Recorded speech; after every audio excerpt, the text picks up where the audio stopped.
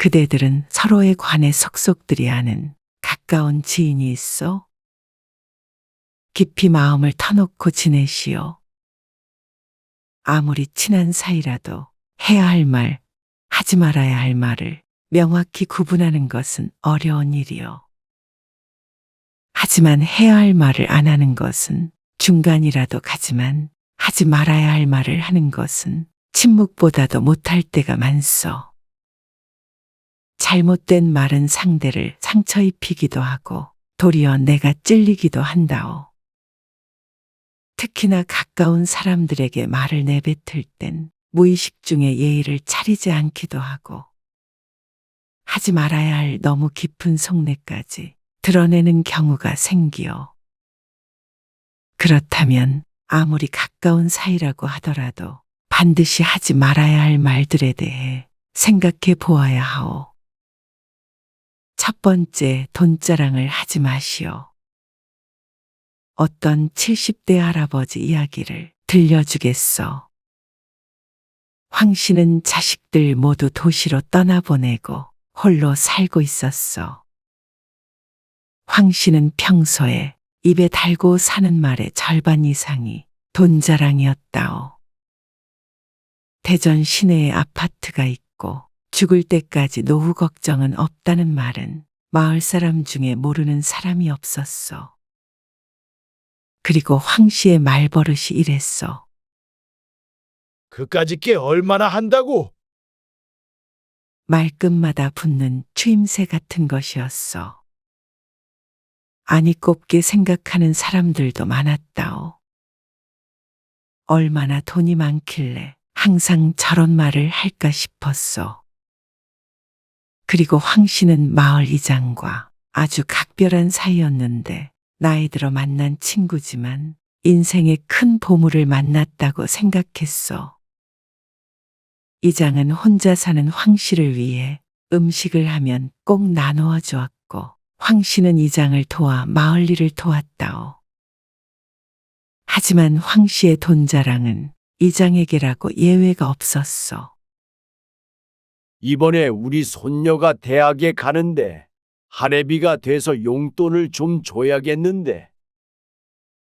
그래? 우리 손자 대학교 학비는 내가 다 내주고 있어. 그 정도는 줘야지. 뭐? 나는 그럴 능력은 안 되네. 그까짓 거 얼마나 한다고? 그 정도는 줘야 면이 서지 않겠어. 아이고, 그래. 돈 많아서 좋겠어. 그러던 어느 날 황 씨와 함께 저녁을 먹던 이장이 조심스럽게 말을 꺼냈어. 황 씨, 혼자 살면 밥 챙겨 먹고 집안일하고 힘들지 않아? 새삼스럽게 뭐? 이제 다 적응됐지. 그래도 말이야. 혼자 외롭잖아. 그래서 말인데 내가 다리 좀 놔줄까 하는데. 황 씨에게 누군가를 소개시켜준다는 말이었어. 뭐? 내 나이가 몇인데? 나이가 뭐가 어떻다는 말이야. 요즘엔 7, 80 먹고도 잘만 만나. 생각도 해보지 않은 말에 황 씨는 손을 내저었어. 이장이 도리어 아쉬워하였다오. 저녁을 먹고 집으로 돌아간 황 씨는 잠자리에 누워 생각에 잠겼어. 고요한 집안이 오늘따라 적적하게 느껴지기도 했어. 이장의 말대로 남자 혼자 사는 집이라 꼴이 그리 좋지도 않았기 때문에 누군가의 손길이 있다면 좋을 것 같았어.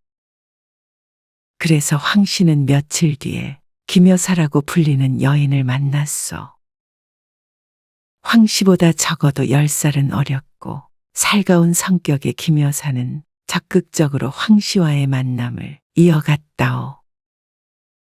황 씨는 나이 들어 오랜만에 삶의 활력을 찾은 기분이었어. 살림을 그냥 합치는 게 낫지 않겠어요? 김 여사의 말에 황 씨는 선뜻 대답을 하지 못하였어. 자식 문제도 있기 때문에 쉽게 결정할 일이 아니라고 생각하였어. 그러자 김 여사는 달래듯 이야기했어. 그냥 외로운 사람들끼리 앞으로의 인생을 같이 보내자는 거죠. 혼인신고 할 필요도 없고, 그냥 내가 들어가서 살면 편하지 않겠어요? 그 말에 황 씨는 김 여사와 함께 살게 됐다오. 남은 여생 서로 보듬으며 살 사람이 생겼다는 것에 행운이라 생각하였소. 그렇게 행복한 나날을 보내던 어느 날이었어. 우리 고향 동생이 부동산을 하는데 오늘 고급 정보를 주더라고요.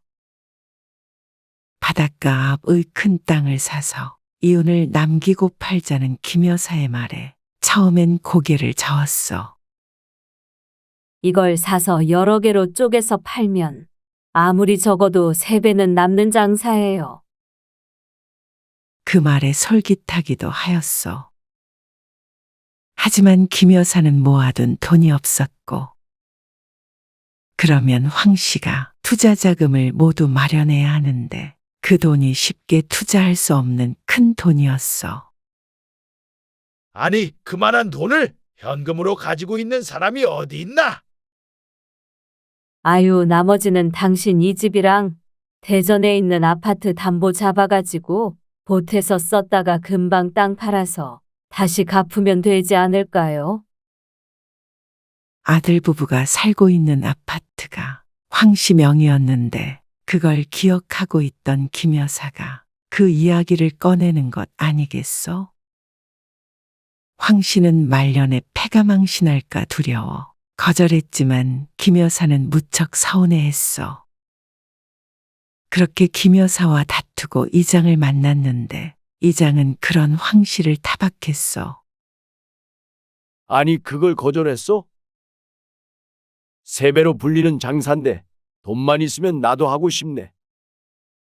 자식한테 손 안 벌리게. 무슨 땅 사는데 빚까지 져가면서 사? 그러다가 잘못되면 빈털털이 되는 거 아닌가? 답답한 소리 안 해. 부동산에 투자하면 돈 잃을 걱정 없지 뭐. 땅이 어디 도망을 가나? 김 여사도 김 여사였지만 이장의 말에 황 씨는 마음이 기울었다오. 주식에 투자하라는 것도 아니고 부동산이면 돈 날아갈 걱정은 안 해도 되는 것 아닌가?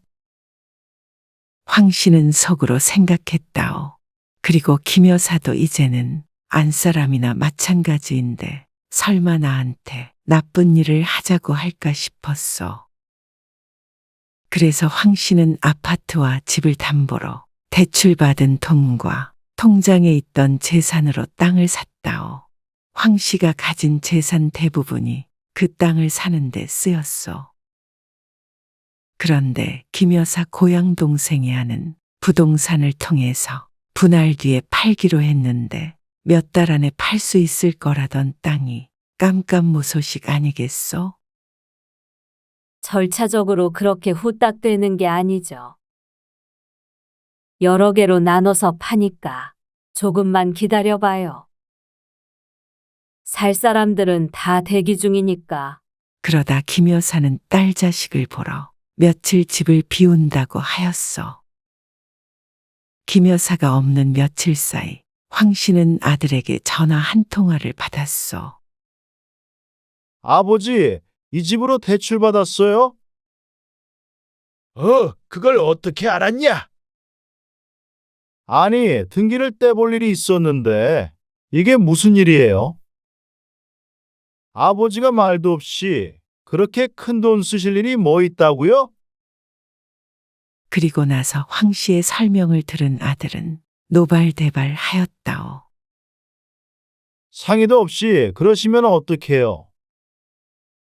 어디에 있는 어떤 땅인데요? 주소 좀 줘보세요. 야야, 확실하니까 내가 대출까지 받아가면서 했지. 몇 달 안에 세배로 받는데 그때 그 아파트 내 명의로 돌려주마. 아들은 답답해했는데 황 씨는 무식한 노인네 취급하는 아들에 화가 났다오. 그리고 다음 날 황 씨는 아들을 통해서 청천벽력 같은 소식을 들었어. 분명히 황 씨가 샀던 땅이 등기를 떼보니 모르는 이의 이름이 소유자로 적혀 있는 것 아니겠소? 생전 처음 보는 사람의 이름이었는데 김 여사는 전화를 받지 않고 계약서를 썼던 부동산도 연락을 받지 않았소. 그러고 보니 김 여사가 서울에 간다고 한 시점도 딱 맞아떨어지는 것에 황 씨는 혼이 나갔다오. 애초에 김 여사를 소개시켜줬던 이장을 찾아간 황 씨는 주저앉을 수밖에 없었어. 며칠 전까지만 해도 들러서 밥을 먹었던 이장의 집이 도둑이라도 맞은 것처럼 어질러진 상태로 비어 있었어. 주변에 물으니 어젯밤 야반도주하듯이 떠났다는 것 아니겠소. 이장 부부와 김 여사가 서로 짜고 황 씨의 재산을 몽땅 털어간 것이요. 평소 황 씨의 돈 자랑을 눈여겨본 이장의 아이디어였소. 황 씨와 이장을 두고 서로 죽고 못 사는 부부 같다고 마을 사람들이 놀려댔었는데 그 정도로 가까웠던 이장이 황 씨를 배신할 계획을 오랫동안 해오던 것이요. 황 씨는 70이 넘은 나이에 평생 모은 돈과 자식이 살고 있는 집까지 빼앗겨 빈털터리가 되었다오. 신고는 했지만 소식은 듣지 못하였다오. 그 후 황 씨는 집이며 땅이며 모두 처분해서 빚을 갚았소. 그리고 아들과는 사이가 크게 틀어져 만나지 못하였고 무너져가는 시골집으로 옮긴 황 씨는 괴로운 삶을 이어갔다오. 황 씨의 이야기처럼 돈 자랑으로 패가 망신한 경우도 있지만 그것이 아니더라도 소소하게라도 손해보게 되어 있어. 돈 빌려달라는 사람, 밥을 먹어도 돈 있는 사람이 내는 것이 당연하다는 사람, 또한 주변에 빈축을 사기도 하오. 아무리 친한 사이라고 하더라도 남 잘 되는 이야기를 오래 듣고 싶어 하지 않소. 인간이라는 것이 그렇소. 남들에게 숨기고 절대 말하지 말아야 하는 것은 돈자랑뿐만이 아니라 반대로 가난도 해당이 된다오. 이것이 두 번째라오. 나 돈 없어. 내가 돈이 어디 있다고. 돈이 없다는 말을 버릇처럼 하는 사람들이 있어. 그런 사람들은 도움을 받을 수 있게 되는 것이 아니라 신뢰를 잃게 된다오. 가난은 잘못된 것이 아니나 떠벌려서 득이 될 것이 없어. 그런 사람은 어딜 가나 밥 한 그릇도 얻어먹지 못하게 될 것이요. 그리고 세 번째는 나의 약점을 이야기하는 것이고 네 번째는 남의 약점을 이야기하는 것이요. 나의 약점은 드러나면 이용하려 드는 사람이 생길 것이고 남의 약점을 떠들고 다니는 것 또한 나의 약점이 되어 말은 줄일수록 좋다 하였는데 그 말 안에 나에 관한 좋지 않은 내용까지 담는다면 안 뱉으니만 못한 말 아니요? 친하게 지내는 사람을 신뢰하여 비밀을 말해준들 인간관계는 영원하지 않고 사람의 입은 깃털보다 가벼울 때가 있어. 반대로 다른 사람의 허물을 이야기하지도 마시오. 예로부터 험담은 세 사람을 죽인다고 하였소. 험담의 대상자, 듣는 사람, 그리고 험담을 한 자요. 비난하고 험담하는 것은 밖으로 꺼내어 좋을 것이 없어. 말에는 도끼가 있다고 하였는데 상대만을 죽이는 것이 아니라 도끼가 돌아와 나까지 해치게 되어. 5번째, 자식 자랑을 하지 마시오.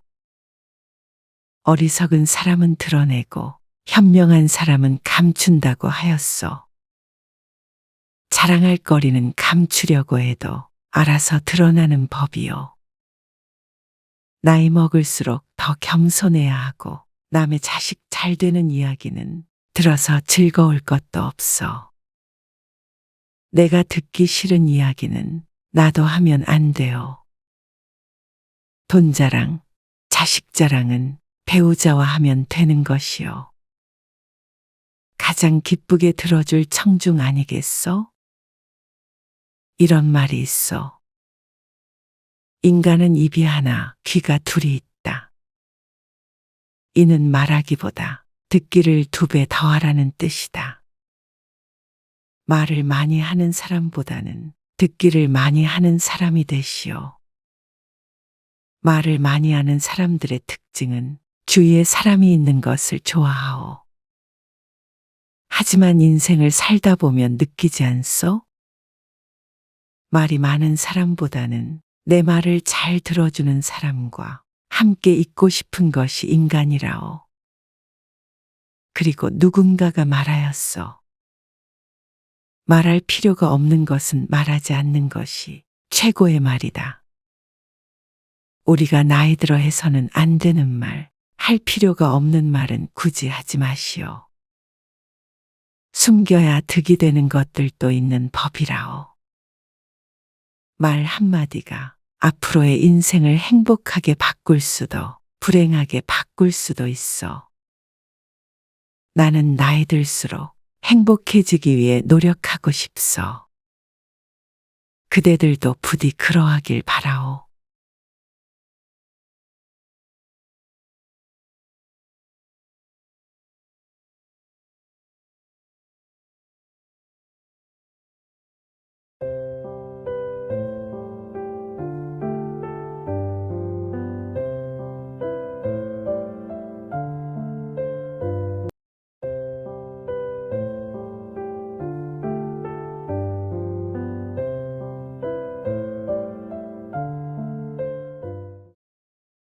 그대들은 은퇴 후 한적한 시골로 내려가 전원주택에서 농사 지으며 한가롭게 사는 삶을 꿈꾸시오.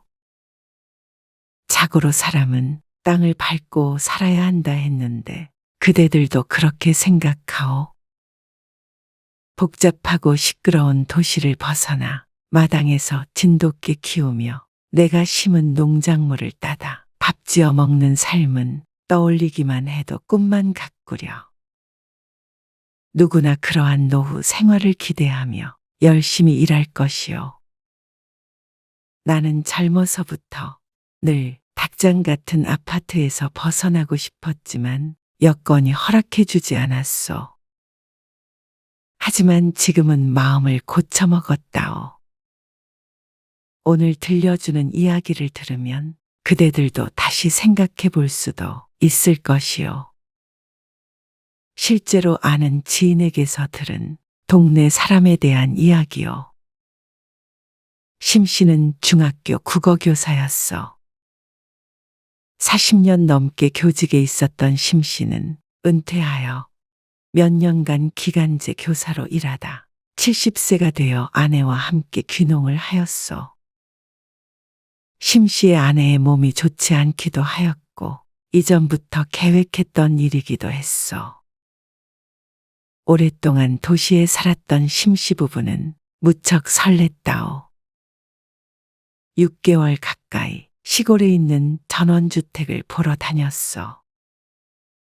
몇 달간 집을 찾아다녔지만 어떤 집은 마당이 작아서, 어떤 집은 너무 커서, 어떤 집은 비싸서 선택을 하지 못하고 있었다오. 그러던 차에 심 씨와 부인의 맘에 꼭 드는 전원주택을 발견했어. 특히 심 씨의 아내가 무척 좋아했다오. 여보, 이런 집에서 살면 밥을 안 먹어도 배가 부를 것 같네요. 그래? 밥을 안 먹긴 왜 안 먹어? 여기서 호박 따서 부쳐 먹고, 감자캐다가 쪄먹고, 그렇게 살면 되지? 심씨와 아내는 그 집에서 사는 삶을 상상해 보았소. 땅은 5,000평 가까이 되고 뒤로는 산이 있었소. 그리고 땅 옆으로는 작지만 물도 졸졸 흐르고 있었다오. 본래 살던 사람이 부지런했는지 각종 농작물과 과실수가 심어져 있었는데 모두 탐스럽게 열려 있었소. 천장이 높은 2층 집은 밖과 안이 모두 황토가 칠해져 있었고 모양도 고풍스럽고 독특해서 풍기는 정취가 남달랐다오.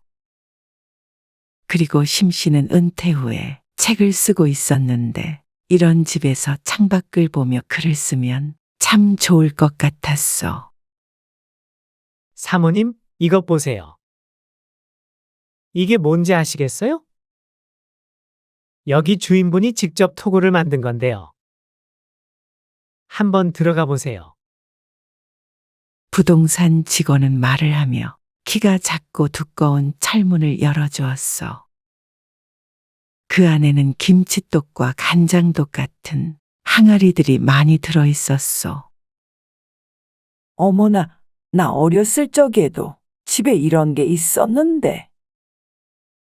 여기에다 김치 두고 먹으면 엄청 맛나요. 맞아. 이런 게 있구먼. 바깥에 아궁이도 있고 평상도 있고 집도 깔끔해서 난 여기가 마음에 드는데. 사모님 말이 맞습니다. 이런 톡을 있는 집 아주 귀해요. 내일도 보러 오신다는 분이 있는데 이 집은 금방 계약될 것 같아요. 심씨 부부는 이런 집은 인기가 많다는 부동산의 말에 바로 계약을 진행했어. 그러고는 2달 뒤에 그 집으로 이사를 했어. 처음 몇 달간은 재미나게 살았다오. 아침엔 시끄러운 찻소리 대신에 새 지저귀는 소리에 잠이 깼고 처음 해보는 농사도 조금 헤매기는 해도 재미있었어. 도시에서 손님이 오면 마당에서 고기도 구워 먹었는데 그런 행복이 또 없었다오. 이사를 한 지 1주일 정도가 지났을 때 부녀회장이 찾아왔어. 이 동네 오면 마을을 위해서 기부금을 조금 내야 해요. 많이는 아닌데 동네 사람들 다 내는 돈이에요. 말로만 들었던 마을발전기금이었어. 부녀회장이 말한 금액은 300만 원이었어. 적은 돈이 아니지 않소? 하지만 마을 사람들 다 자발적으로 내고 마을을 위해 쓰인다는데 안 내고 버티다가는 이 마을에서 편히 살지 못할 것 같아서 울며 겨자 먹기로 내놓는 수밖에 없었어. 시골 인심이라는 건 다 옛말인 것 같네요. 마을 발전기금을 받기 위해 여러 번 찾아왔던 부녀회장과 주민들에게 정이 다 떨어졌다오. 그러던 어느 날 가까이 살던 이웃이 집으로 찾아왔소. 이 집 뒤에 있는 이 산이 내 땅이요. 근데 이 집 일부가 내 땅에 들어와 있어. 이웃으로부터 황당한 이야기를 들었다오. 그럴 리가 있겠습니까?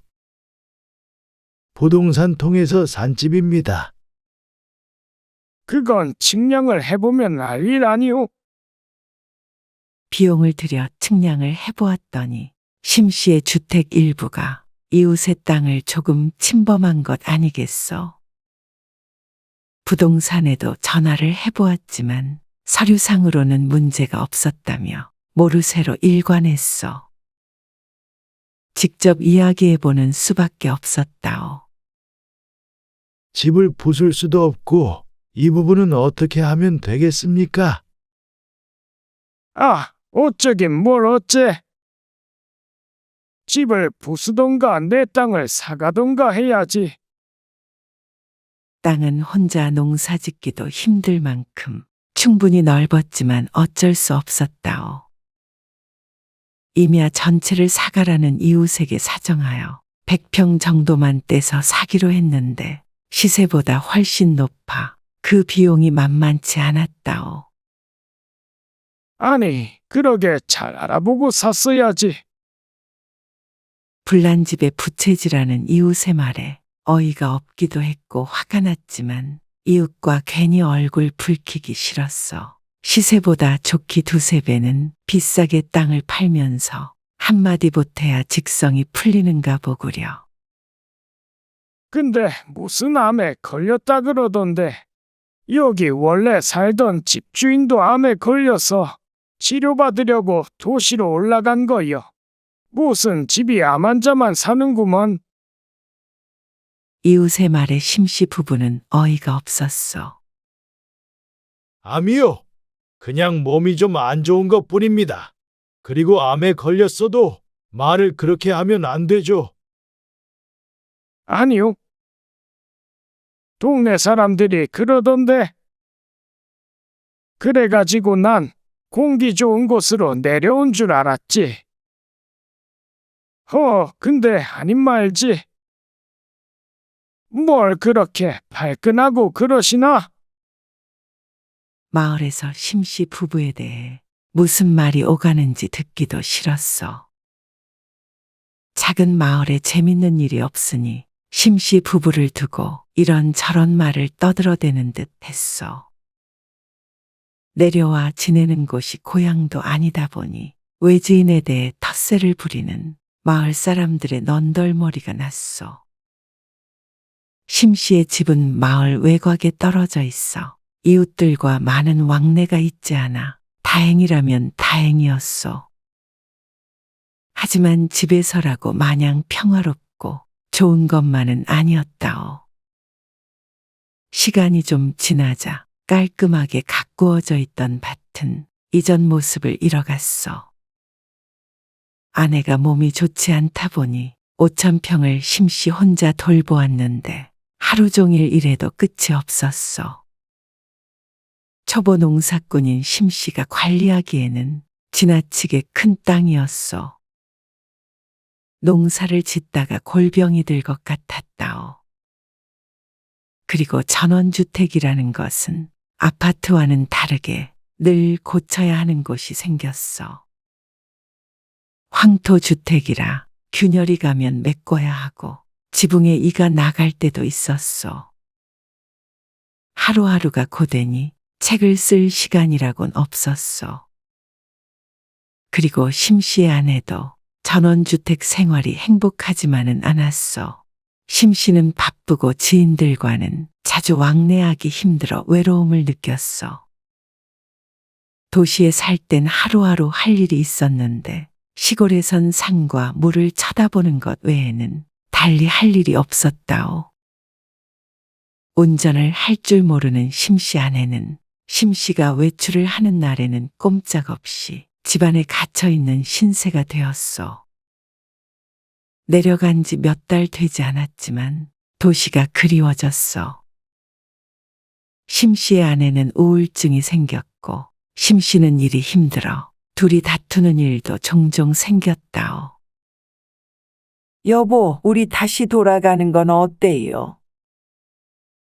마을 사람들도 그렇고 이 큰 집 당신 혼자 관리하다가 없던 병도 생기겠어요. 집은 어떻게 하고 올라가? 우리가 산 것처럼 다시 팔면 되지 않겠어요? 고민 끝에 심씨 부부는 다시 집을 내놓기로 결심했다오. 노력은 해보겠는데요. 전원주택이라는 게 금방 팔리는 게 아니니까 언제 팔린다고 장담은 못 드립니다. 심씨 부부가 집을 살 때는 당장이라도 계약할 사람들이 줄을 서 있는 것처럼 이야기했던 부동산은 말을 바꿨어.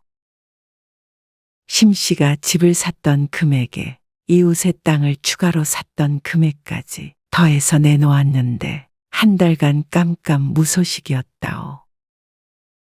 점점 금액을 낮추는 수밖에 없었어. 계속 그곳에서 살 수 없었던 부부는 결국엔 샀던 금액보다 훨씬 손해보는 가격으로 팔고 도망치듯 마을을 떠나야 했어. 결국 몇 달간의 전원 생활로 인해서 심씨 재산은 축났고 마음의 평만 얻었다오. 심씨가 특별한 경험을 한 것 같소? 실제로 이런 일은 비일비재하다오. 그대들은 현실은 외면한 채 전원 생활에 대한 아름다운 상상만을 가지고 있진 않소? 노후엔 전원 생활을 하는 것이 꼭 진리처럼 여겨지는 것 같소. 하지만 실상은 몸도 마음도 더 힘든 경우가 대부분이요. 우리가 나이 들어서 집을 고를 때는 꼭 생각해 보아야 하는 것들이 있어. 몸만 누이면 그만인 것이 아니라 남은 여생을 살아갈 터전을 고르는 것 아니겠소? 노후에 살기 좋은 집을 선택하는 방법 5가지에 대해 말해주겠소. 첫 번째, 교통이 편리한 집을 고르시오. 운전을 할 수 없는 사람은 당연한 말이고, 운전을 할 수 있다고 하더라도 언제까지 가능하리란 보장은 못할 것 아니겠소? 나이 들어 집에 고립되고 싶지 않으면 언제든지 어디든 오갈 수 있도록 교통이 편한 곳을 첫 번째로 삼으시오. 그렇지 않으면 집이 아니라 감옥에 갇히는 것과 다름없을 것이요. 그러니 산속에 홀로 있는 시골집을 갈 생각일랑 마시오. 언제 무슨 일이 있어도 나오는 데만 1시간이 걸리는 곳은 노년에는 절대 가선 안 될 곳이라오. 귀촌을 하였다가 포기하고 돌아가는 사람들의 사연들을 들어보면 가장 큰 원인은 바로 이것이라오. 두 번째, 병원과 편의시설이 가까운 집을 고르시오. 우리는 흔히 은퇴하며 살 집을 생각하면 나이 들어 텃밭 가꾸며 살 수 있는 한적한 집을 떠올리지 않소? 하지만 젊은 사람들보다도 편의시설이 가까워야 하는 것은 노인이요.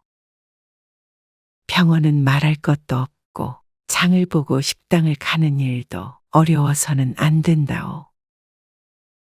병원을 오가기가 힘들어 전원 생활을 접고 도시로 올라가는 사람들을 많이 보았어.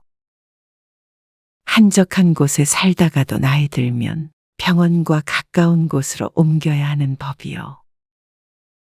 예전에 살던 마을에 홀로 사는 할머니가 계셨어. 마을 끝에 혼자 떨어져 있는 인적 없는 곳이었어. 주변에 버스 정류장도 없는 곳이었다오. 정류장까지 걸어가려 해도 1시간은 걸렸어. 자장면 하나도 맘대로 시켜 먹지 못하는 곳이었다오.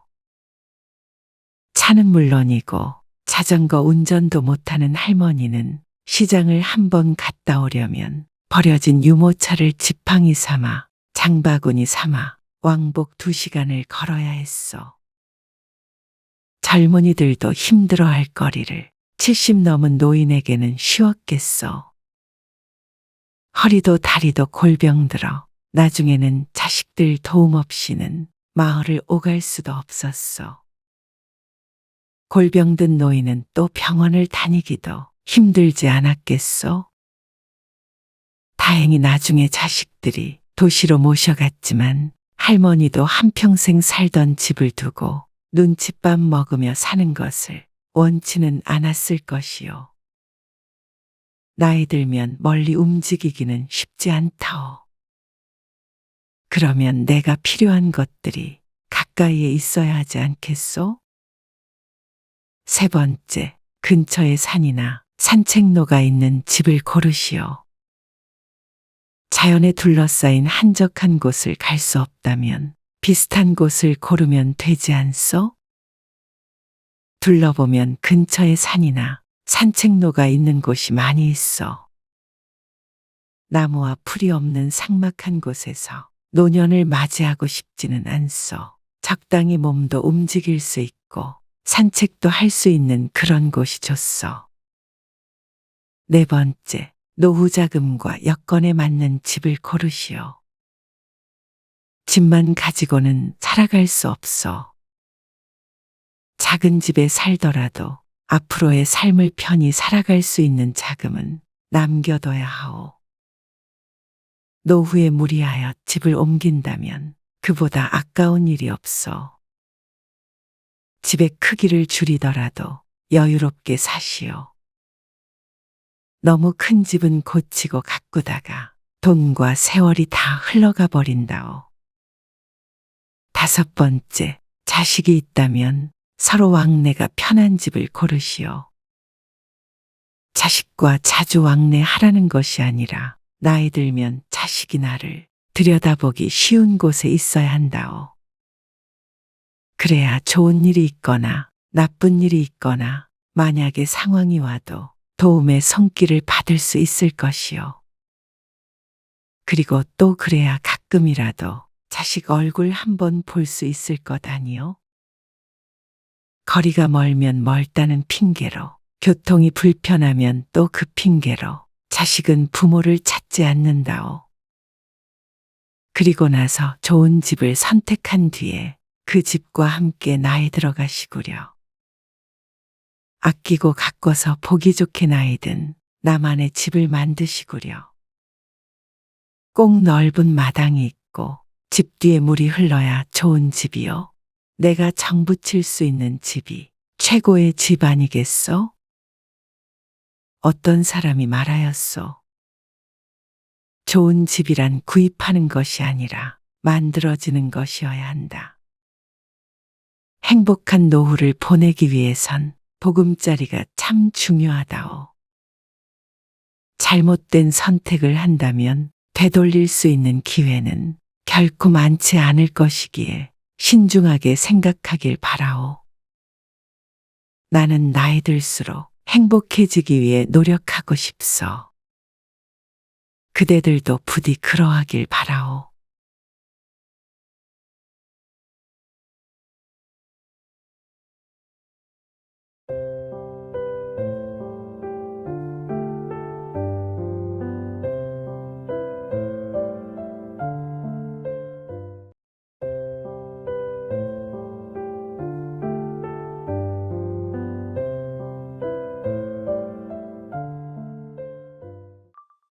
그대들의 결혼 생활은 안녕하시오. 배우자와 함께 행복한 노후를 보내고 있다면 기쁜 일이고 어떠한 이유로 노년에 혼자 지내고 있을 수도 있어. 나이 들어 혼자 사는 것 쉽지 않은 일이요. 하지만 어려울 것도 없다오. 혼자 되고서 불행한 사람이 있다면 둘릴 때보다 삶이 즐거운 사람도 있어. 그렇다면 행복한 것과 불행한 것은 어떻게 결정되는 것이요? 그대들은 어떠하오? 우리가 젊었을 적엔 가족의 행복만을 쫓아 살아왔어. 후회는 없다 하여도 노년에 홀로 되었다면 앞으로의 인생은 스스로를 위해 살아보는 것은 어떻소? 돌이킬 수 없다면 현재를 담담하게 받아들이고 삶을 만끽해 보시오. 어떤 할아버지 이야기를 들려주겠소. 할아버지 남씨는 평생 직장 생활을 하다 60세에 은퇴하여 10년간 경비 일을 하였소. 남들은 은퇴 후에 재취업이 쉽지 않은데 그나마 은퇴 후 10년 동안 일을 할 수 있어 다행이라고 생각했소. 70세가 되는 동안 인생의 굴곡은 셀 수도 없이 많았고 그 애환에 대해 이야기하자면 열흘 밤낮으로도 부족하오. 그 시대 누군들 안 그랬겠소. 남씨는 70세가 되어 경비 일을 그만두게 되었소. 70세가 되어서야 일 없이 진정으로 쉬게 된 남씨는 노후에 대한 걱정이 되긴 했지만 한동안은 해방감 또한 느꼈다오. 무료해진 일상에 남씨는 아내가 다니던 노인정에 가끔 같이 나가기도 했소. 가끔이지만 오랜만에 비슷한 연배의 친구들과 어울리니 활력이 생기는 것도 같았다오. 노인정에 가지 않는 날이면 하루 종일 아내와 함께 있었소. 모처럼 휴가를 맞은 듯한 기분이 들었어. 하지만 남씨의 아내는 남씨와 생각이 달랐어. 애들한테 손을 벌릴 수도 없는데 그래도 아직 일할 수 있을 때 뭐라도 해야 하지 않겠어요? 한두 달 쉰다고 줄어들 살림은 아니었어. 노후를 위해 준비한다고 했지만 풍족하지는 않았던 터라 남씨도 어느 정도 후에 소일거리를 찾을 생각이었어. 하지만 그동안 수고했다는 말 한마디 없이 일을 나가라는 아내에게 서운한 마음이 들었다오. 그동안의 가족을 위해 열심히 일한 그 끝이 초라하게 느껴졌어. 아니, 내가 이 나이 먹도록 일했으면 됐지. 얼마나 됐다고 다시 일하라고 바가지를 긁어? 무슨 바가지를 긁었다고 그래요? 그게 아니면 나가서 좀 놀다 오던가. 그러니까 나보고 나가라는 소리 아니야. 내가 집에 있는 게 그리 마음에 안 드나? 그게 아니라 하루 종일 집에 있으면 나도 끼니 챙겨주느라 어딜 가지도 못하니까 그렇지. 늘상 노인정에서 시간을 보내다가 남씨가 집에 있는 날이면 아내도 집에 있었기에 하는 말이었어. 아내의 말에 남씨는 할 말을 잃고 서 있다가 그대로 집 밖으로 나갔어.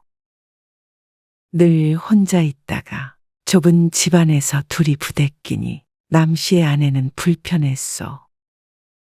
그 마음도 이해는 갔지만 서글픈 마음은 어쩔 수 없었다오.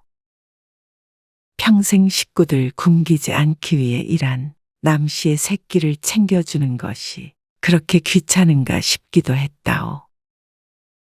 이제는 내가 쓸모없어져서 괄시하나 싶기도 했어. 한참을 바깥에서 방황하던 남씨는 해가 지고서야 집으로 돌아갔어. 아내에게 서운한 마음을 말하고 앞으로 공공근로를 하고 있는 지인을 따라 소일거리를 찾아볼 계획이라고 이야기를 해줄 생각이었어. 하지만 남씨가 문을 열었을 땐 집안에 아무도 없었다오. 아니, 말도 안 하고 어딜 간 거야? 아내에게 전화를 걸었어. 벨이 울리기를 한참 아내는 전화를 받고선 두 딸 그리고 손녀들과 함께 놀러를 갔다는 것 아니겠어? 내가 지난번에 말하지 않았어요. 애들이랑 하루 놀다 온다고. 사람이 말을 하면 좀 새겨 듣지.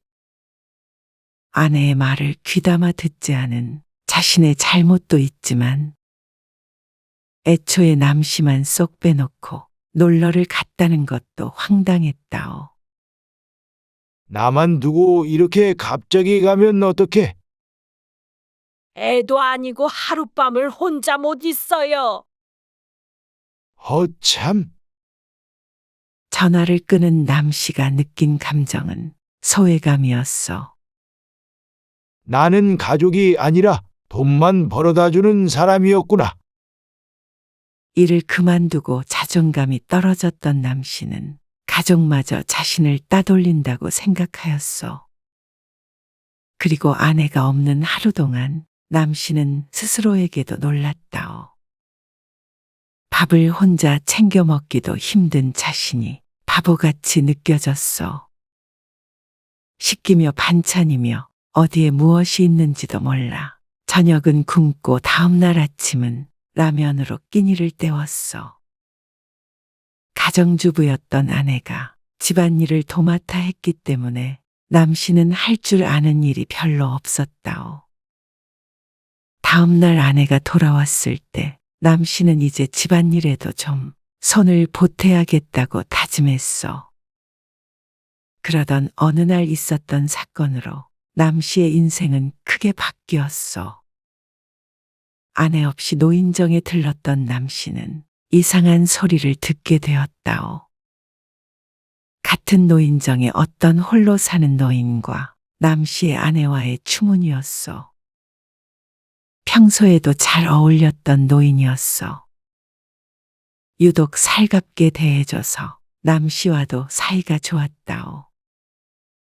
남의 말로 들은 아내의 이야기에 얼굴이 뜨끈해진 남씨는 도망치듯 노인정을 나왔어. 그리고는 그날 딸들과 1박 2일 놀러를 간다던 그날 아내가 그 노인과 함께 있었다는 사실을 알게 되었다오. 아니, 어떻게 그럴 수가 있어? 그 나이 먹고 동네 창피하지도 않아? 내 나이가 어때서요? 나도 이제 내 삶을 살아야겠어요. 그러고는 아내는 이혼을 입에 올렸다오. 적반하장도 유분수 아니요? 외도를 한 아내가 화를 버럭 내며 이혼을 요구하는 것에 망연자실했소. 이 나이에 아내와 헤어질 것은 생각도 못했는데 남들이 황혼이혼이다 결혼이다 떠들어대도 남의 이야기로만 흘려들었었다오. 그 길로 아내는 갈라설 때까지 당분간 딸의 집에 있겠다며 집을 나가버렸다오. 가출한 부인 이야기는 건너 듣기만 했지 자신에게 이런 일이 생길 줄은 미처 몰랐다오. 남씨는 허무함에 아무것도 손에 잡히지 않았소. 아내가 없으면 밥 한 끼도 제대로 차려 먹지 못하니 이혼이 두렵기도 하였소. 한편으로는 아내가 이러다 말겠지 하는 기대도 가졌다오. 하지만 서류 정리만 안 되었다 뿐이지 그날 이후로 남씨의 혼인 생활은 막을 내렸다오. 일평생을 일해온 남씨. 나이가 들자 가족에게는 따돌림을 당하고 아내의 외도로 이혼까지 당해 불쌍하다 생각할 것이요. 아내의 말을 들어보자면 그녀에게도 또 다른 이야기가 숨어 있을 수도 있어. 하지만 중요한 것은 자식이 독립한 후에 둘밖에 남지 않은 황혼의 나이에 알콩달콩 살지 못하고 부부가 갈라섰다는 사실 아니겠소? 그렇다면 둘이 각자 하나가 된 삶으로 새로 시작해야 하는데 긴긴 세월 둘이었던 사람이 어떻게 갑자기 홀로 잘 살 수가 있겠소? 그거 남씨의 아내도 마찬가지일 것이요. 인생의 또 한 번의 전환점이 찾아온 것이라고 생각하오. 혹시 그대가 이러한 이유로 외로움과 고통 속에 힘겹게 살아가고 있다면 여기 황혼 이혼 후에 새로운 삶을 살고 있는 할머니 이야기를 들어보시오. 할머니 노씨는 할아버지의 오랜 폭언과 정신적 학대에 지쳐 70이 가까운 나이에 이혼을 하였소. 이혼하는 과정도 이혼한 후의 삶도 어느 하나 쉬운 것이 없었다오. 간절히 원하여 남편과 갈라섰지만 나이 들어 크게 변화한 삶에 적응하는 것은 금방 되진 않았소. 하지만 이제 노씨는 다시 태어난 것 같다고 말한다오. 노씨는 최근 탁구 동호회에 가입해서 매일 출근 도장을 찍고 있어. 운동이라고는 태어나 처음 하지만 실력을 떠나서 몸을 움직여 새로운 것을 배우는 것에 하루하루가 설렌다오. 동호회 활동을 하다 보니 새로운 친구들도 사귀게 되었어. 남편과 자식들밖에 모르던 노씨는 소녀 시절로 돌아간 듯한 기분이 들었어. 친해진 동호회 친구들과 함께 나들이를 가기도 하고 가끔은 저녁에 만나 막걸리를 즐기기도 한다오. 운동은 젊은이들만 하는 줄 알고 살았지만 같은 탁구 동호회에는 비슷한 연배의 친구들이 많이 있었어. 노 씨가 탁구를 치는 모습을 보고 동호회 친구들이 놀리듯 말한다오. 아니, 70살 같지 않게 몸이 날래네. 그러면 노 씨도 웃으면서 대답한다오. 나도 아직 짱짱하다고. 미처 이런 삶을 상상해 본 적도 없었던 노 씨는 새로운 인생에 적응하느라 바빴어. 이혼의 괴로움은 이미 넘어간 책장처럼 지나간 일이 되었다오. 인생의 다음 페이지를 쓰고 있는 노 씨는 홀로 된 삶이 더 이상 고통스럽지 않다고 하였어. 늙어서 혼자 살면 챙겨줄 사람도 없어서 어째? 날 챙겨줄 사람도 없지만 내가 챙길 사람이 없어서 오히려 편해. 자식들도 저 살기 바쁘기 때문에 내 한 몸 내가 챙기는 게 편하다고 노 씨.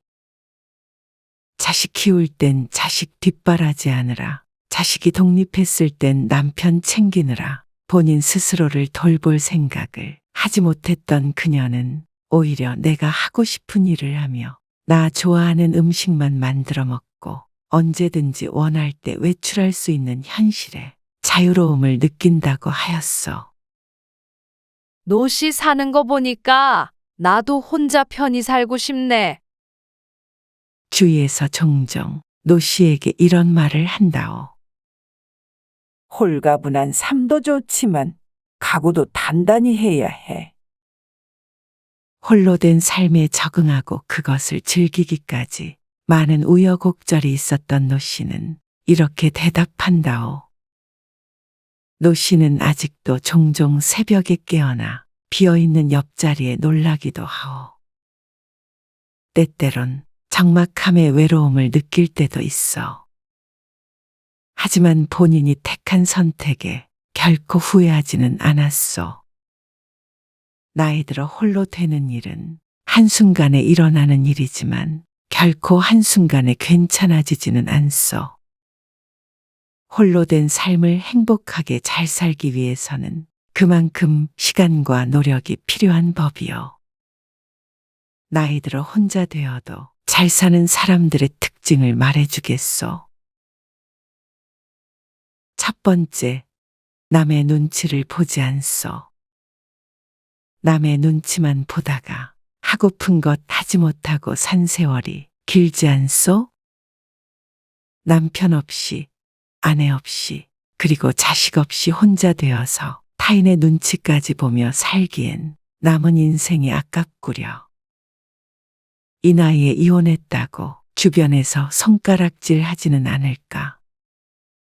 자식들이 욕하지 않을까? 전전긍긍하며 살지 마시오. 쇼펜하우어는 타인의 시선에 휘둘리는 것을 경계해야 한다고 말했소.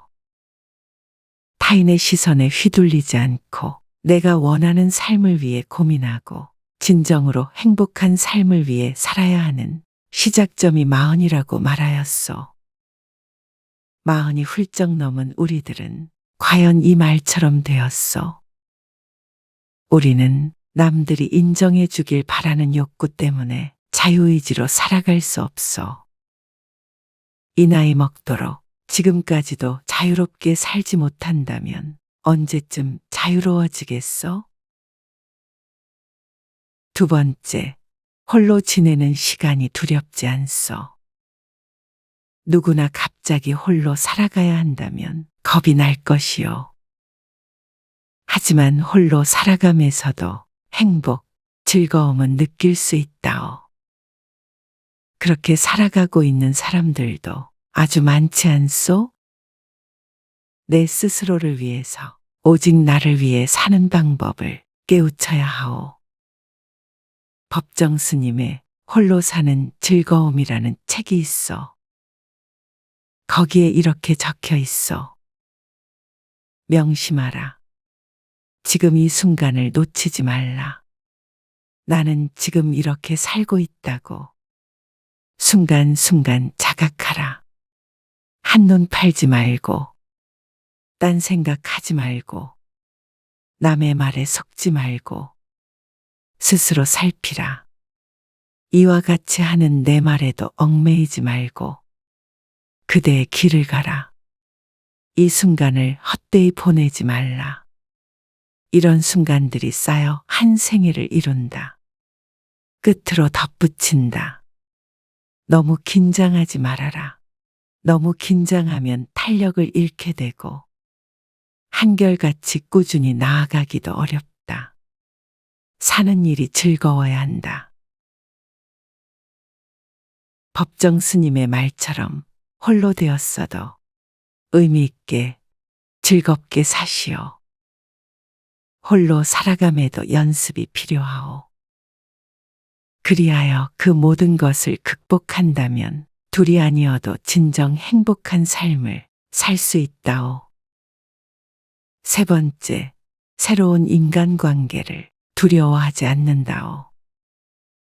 나이가 들면 인간관계는 좁아지고 만나던 사람만 만나게 되고 그조차도 나중에는 불편해지는 때가 오기도 하오.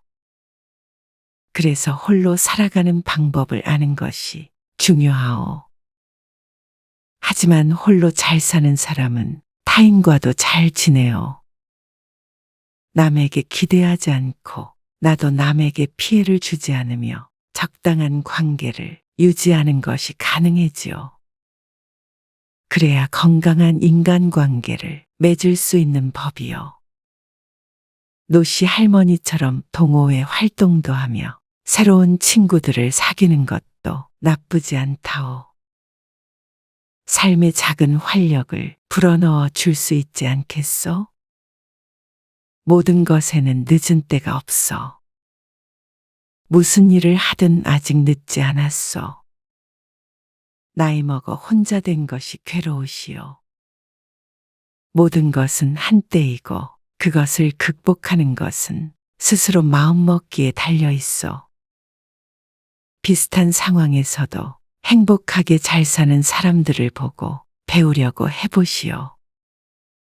내가 틀렸던 것이 아닌가 스스로 의심이 간다면 당장 방금 이야기했던 사람들의 세 가지 특징에 대해서 생각해 보시구려.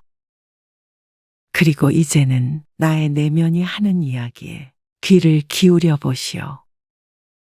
이제는 그럴 때가 되지 않았소? 나는 나이 들수록 행복해지기 위해 늘 노력하고 싶소. 그대들도 부디 그러하길 바라오.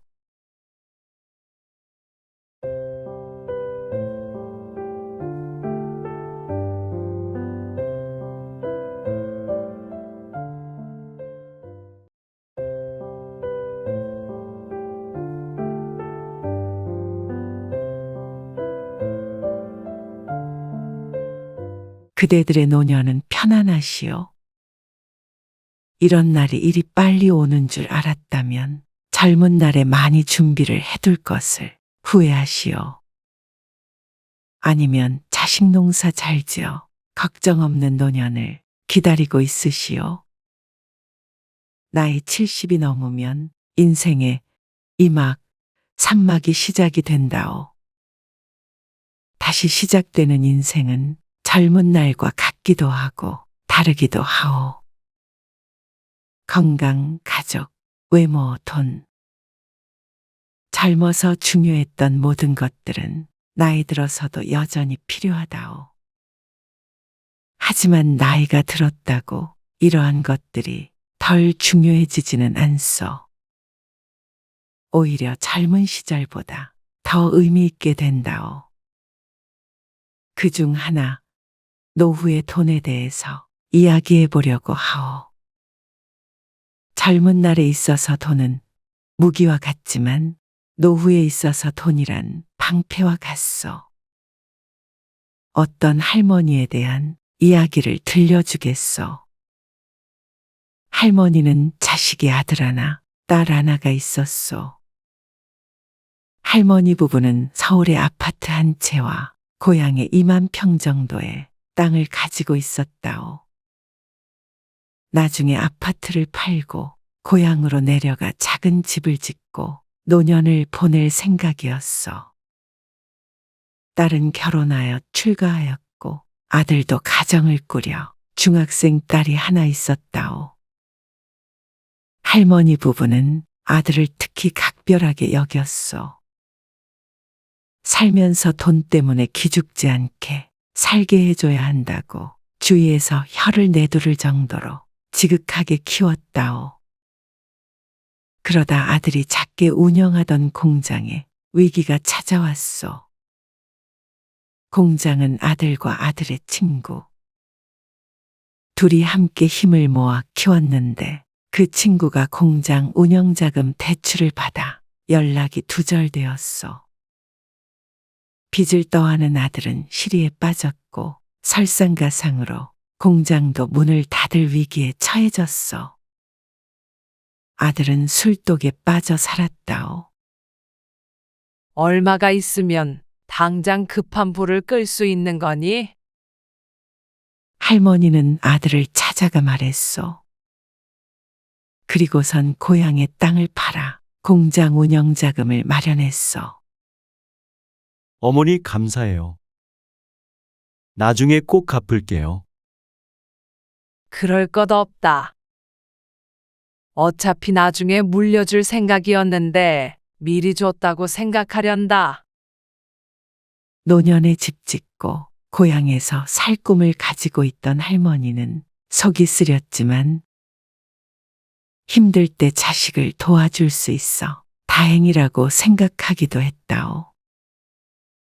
고향 땅은 없어졌지만 할머니는 행복했어. 그러고 한참이 지났어. 할머니 부부가 운영하던 가게와 서울의 아파트를 정리해서 은퇴 준비를 생각했어.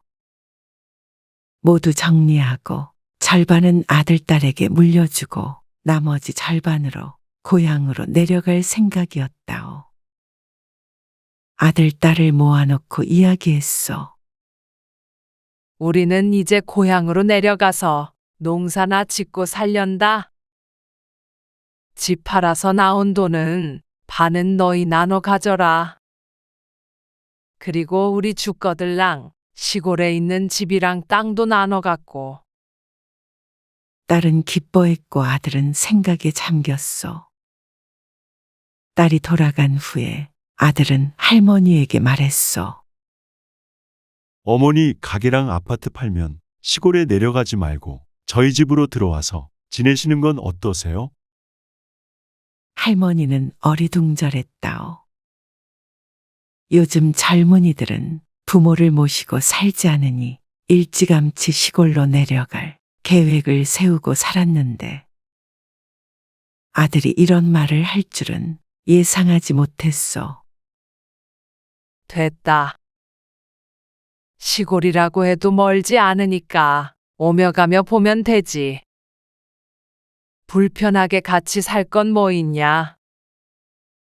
할머니가 말하자 아들은 같이 살자고 한 이유에 대해서 설명했어. 어머니 사실 선영이 유학 보내려고 해요. 근데 예술학교라 그런지 학비도 많이 들지 뭐예요. 아니, 선영이가 지금 몇 살인데 그 어린애가 벌써 유학을 가? 어리긴요. 어머니, 요즘에는 저만한 나이도 늦은 축이에요. 그래서 애엄마랑 둘이 보내려고 해요. 아들의 말은 이랬어. 할머니가 귀촌할 자금으로 며느리와 손주의 유학 자금을 보태면 자신이 부모님을 부양하겠다는 것이었어. 요새는 경제력이 있다면 자식과 함께 사는 건 부모 입장에서도 불편한 일이기 때문에 할머니는 망설였어. 어머니 좀 도와주세요. 애는 좀 잘 가르쳐 보고 싶은데 녹록치가 않네요. 저도 혼자 지낼 생각에 막막하고요. 할머니는 손주의 유학도 유학이지만 혼자 일하며 기러기 아빠가 될 아들 걱정이 앞섰다오. 며칠을 고민하던 할머니 부부는 어려운 결심을 하였어. 그러고는 오래지 않아 재산을 정리하고 아들 집으로 들어가게 되었어. 어머니 사시다가 정시골로 가고 싶으시면 제가 집을 사드릴 테니까 너무 걱정 마세요. 그때쯤 되면 일도 잘 풀려서 그 정도 여력은 될 거예요. 그 길로 며느리와 손녀는 유학을 떠났고 아들과 할머니 부부는 함께 살게 되었다오. 아들과 함께 지내는 생활은 크게 불편하지 않았어. 아들은 일하느라 일찍 나가서 늦게 들어왔고 할머니와 할아버지는 집안일을 하기도 하고 나가서 친구들을 만나기도 했어. 따로 사는 생활과 크게 다르지 않았다오. 오랜만에 아들에게 손수지은 밥을 차려주는 것이 좋았어. 그렇게 1년 반 정도를 함께 살았어.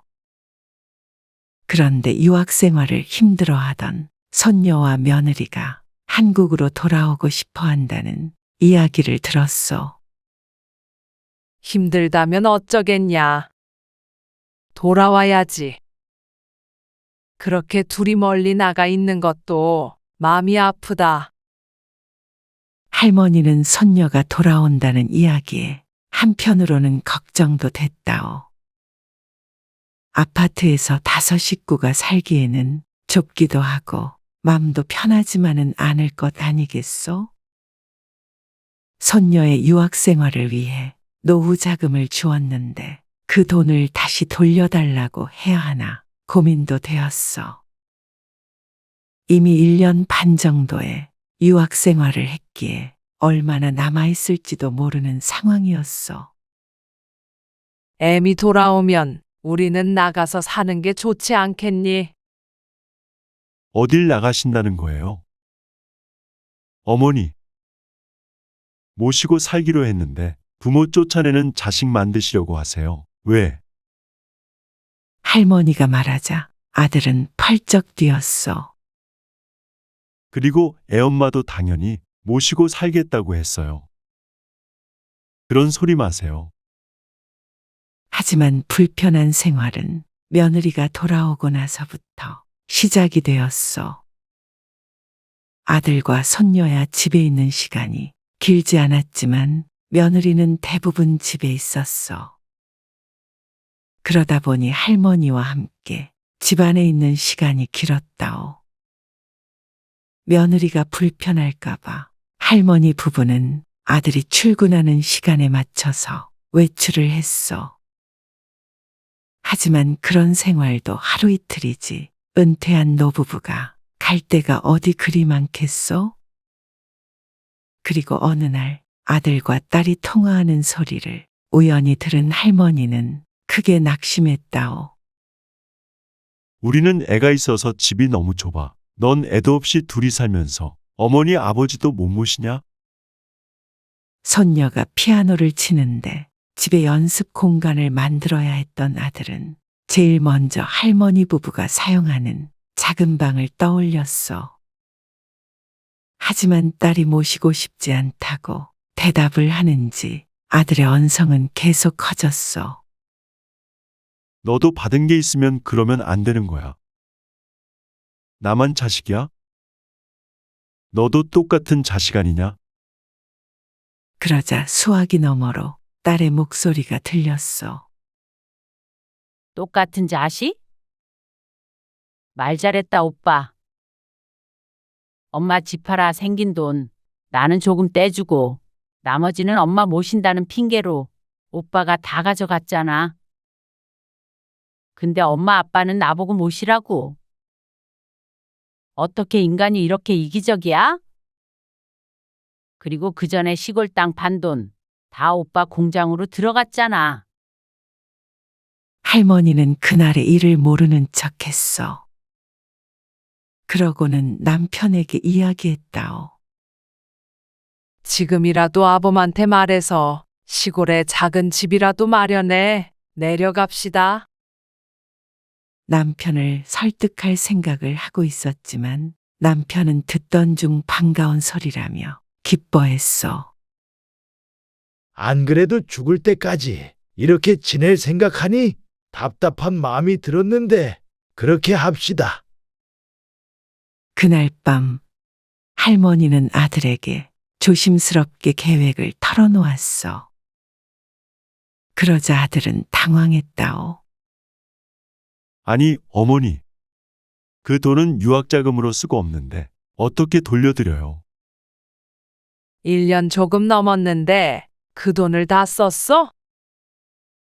남은 건 사업하는데 좀 보탰어요. 어머니 아버지 모시고 살려면 사업을 좀 더 키워야죠. 부양할 가족이 몇인데요. 남은 돈이 없다는 아들. 할머니 부부는 크게 절망했어. 아들에게 미리 물려줄 만큼 물려줬고 나머지 노후 자금까지 탈탈 털어서 줬는데 앞으로도 눈칫밥 먹으며 아들집 딸집 얹혀서 사는 것밖에는 도리가 없었어. 이미 은퇴해서 경제활동은 없는 상태였고 집도 땅도 없는 신세가 되었어. 평생을 알뜰살뜰 모아서 남들보다 많이 이루었고 노후 준비도 철저히 했는데 불과 몇 년 만에 쥐고 있던 모든 것이 사라진 것이요. 돈도 돈이지만 아들도 딸도 서로 부모를 떠안기 싫은 짐처럼 생각하고 있는 것이 가장 마음이 아팠소. 하지만 모든 경제권을 잃은 할머니는 선택할 수 있는 것이 없었어.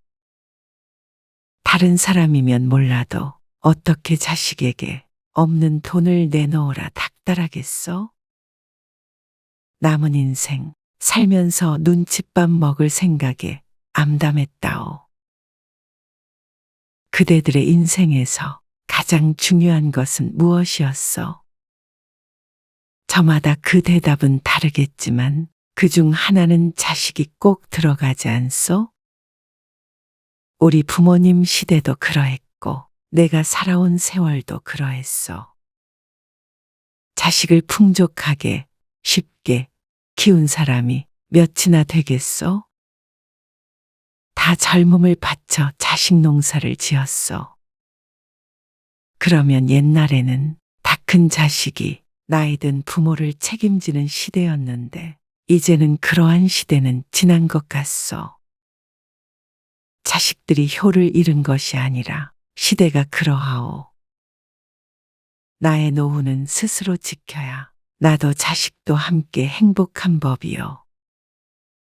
전 재산을 자식에게 준다고 자식이 행복해지지는 않소. 하지만 나이 들어 돈 없는 나는 불행해질 수 있어. 내가 현명하게 노년을 보내지 않으면 나 스스로 자식을 불효자로 만드는 것과 같소. 노후에 돈이 없어 비참해지지 않는 방법 3가지를 말해보겠소.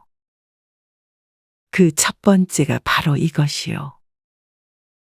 자식에게 모든 걸 주지 마시오. 하지만 내가 100살이 되고 자식이 70살이 되어도 자식 걱정하는 것이 부모 아니겠소? 나이 들어 돈 없는 자식들에게 모든 걸 넘겨주고 힘들게 살아가는 노인들 이야기를 많이 들어보셨을 것이요. 자식에게 전 재산을 물려주면 마지막 재산과 함께 부모라는 짐도 함께 얹어주는 것과 같다오. 부모가 자식을 불효자로 자식이 부모를 짐으로 여기는 것을 원하는 사람은 아무도 없을 것이요. 자식은 나의 노후가 아니요. 나를 책임져 주지 않는 자식에 억울해하지도 마시구려. 죽을 때까지 자식과 등 돌리지 않고 행복하게 지내는 방법은 모든 것을 주는 게 아니라 내 몫을 남겨놓는 것이요. 그리고 두 번째로 중요한 것이 이것이요. 경제 생활을 멈추지 마시오. 노후의 삶은 보통 은퇴 후의 삶을 말하는데 이때 모아놓은 돈이 있든 없든 경제 생활은 계속해야 하오. 노후에 할 수 있는 새로운 일을 찾을 수도 있고 모아놓은 돈으로 작게나마 수익을 만들어낼 수도 있을 것이오. 재산을 불리는 것에도 그 목적이 있지만 나이 들어 일을 하지 않는다면 무기력해지고 자신감도 상실하게 되어. 어디선가 이런 문구를 읽었어. 삶에서는 결코 은퇴하지 말라. 다니던 직장을 나이 들어 그만둘 수는 있겠지만 우리는 100세 시대를 살고 있지 않소? 정년이 지나고도 오랜 세월 동안 살아가야 하니 삶에서도 은퇴할 순 없지 않겠소? 노후 준비가 되었다면 소일거리를 찾아서 하고 아직 노후가 준비되지 않았다면 은퇴 후에도 할 수 있는 일을 찾아보시오. 그래야 당당하게 여유롭게 노년의 삶을 맞이할 수 있어. 어떤 분은 평생 치열하게 사시다 은퇴 후에는 마을회관에서 한자를 가르치는 일을 하시더구려. 큰 돈이 되는 일이 아니지만 인생 후반을 의미 있게 보내기에는 충분하지 않소? 세 번째, 건강을 잃지 마시오. 나이 들어 아프면 건강 잃고 돈도 잃소. 인생은 긴데 아프게 오래 사는 것보다 건강하게 오래 사는 것이 좋지 않소? 60살에 은퇴해도 40년은 더 살아야 하는데 아프지 않고 건강하면 병 고치는 데 들 돈으로 편안한 노후를 보낼 수 있어. 오는 병을 내가 막을 수는 없다 생각하지만 피해 다닐 수는 있어. 날이 덥다, 춥다 하지 말고 바깥에 나가 걷기도 하시오. 나쁜 건 먹지 말고 운동도 하고 활기찬 삶을 보내시오. 어떤 70대 부부 이야기를 해주겠어. 중소기업에 다니다 60세에 은퇴한 한 씨는 그동안 모아둔 돈도 있었고 새를 놓아받는 수입도 있었어. 노후 대비가 되어 있어 걱정 없이 살던 어느 날 한 씨의 아내가 후두암 판정을 받았다오. 의료보험에 가입되어 있었지만 수술비, 치료비, 요양비로 퇴직금과 모아둔 돈을 많이 잃었어. 안 좋은 일은 연달아 생기는 법 아니겠소? 아내를 간호하던 한 씨도 허리 디스크가 악화되어 수술을 받아야 했다오. 나이 들면 허리 안 아픈 사람이 어디 있다고. 이런 걸로 무슨 수술이야? 한 씨는 아내가 완치되지 않아 여전히 나가고 있는 치료비가 부담스러웠어. 본인의 몸은 뒷전이었어. 하지만 증상이 악화되어 수술을 받지 않을 수 없었고 부부가 같이 아프니 월세로 받는 수입은 모두 치료비로 써야 했어. 그동안 열심히 마련해 놓은 노후 자금을 건강 때문에 잃게 되었다오. 편안하게 인생 2막을 시작하려던 한 씨에게는 마른 하늘의 날벼락이었어. 부부가 생활하려면 다시 돈을 벌어야 하는데 몸이 아파 제대로 된 경제 생활이 힘들었고 자식들도 먹고 살기 바쁜지라 손을 벌릴 수도 없었어. 참 불행한 일 아니요? 나이가 들어 아프면 시련이요. 오래 사는 것이 고통이 되어서는 안 되지 않소? 아직 젊다면 건강에 소홀하지 말고 노년을 바라본다면 병을 키우지 마시오. 돈 없고 아픈 채로 살아가는 비참한 노년을 맞지 마시구려. 늙음은 삶의 과정 중 하나이며 삶의 끝을 의미하지 않는다고 누군가 말하였어. 또한 늙어가는 것은 멈출 수 없지만 늙어가는 방식은 선택할 수 있다고 하였소. 나이 들어가는 것을 두려워 말고 스스로의 행복을 찾아 성숙하고 편안한 노년을 맞이하기 위해 노력해보는 것 어떻겠어? 나는 나이 들수록 행복해지기 위해 늘 노력하고 싶소. 그대들도 부디 그러하길 바라오.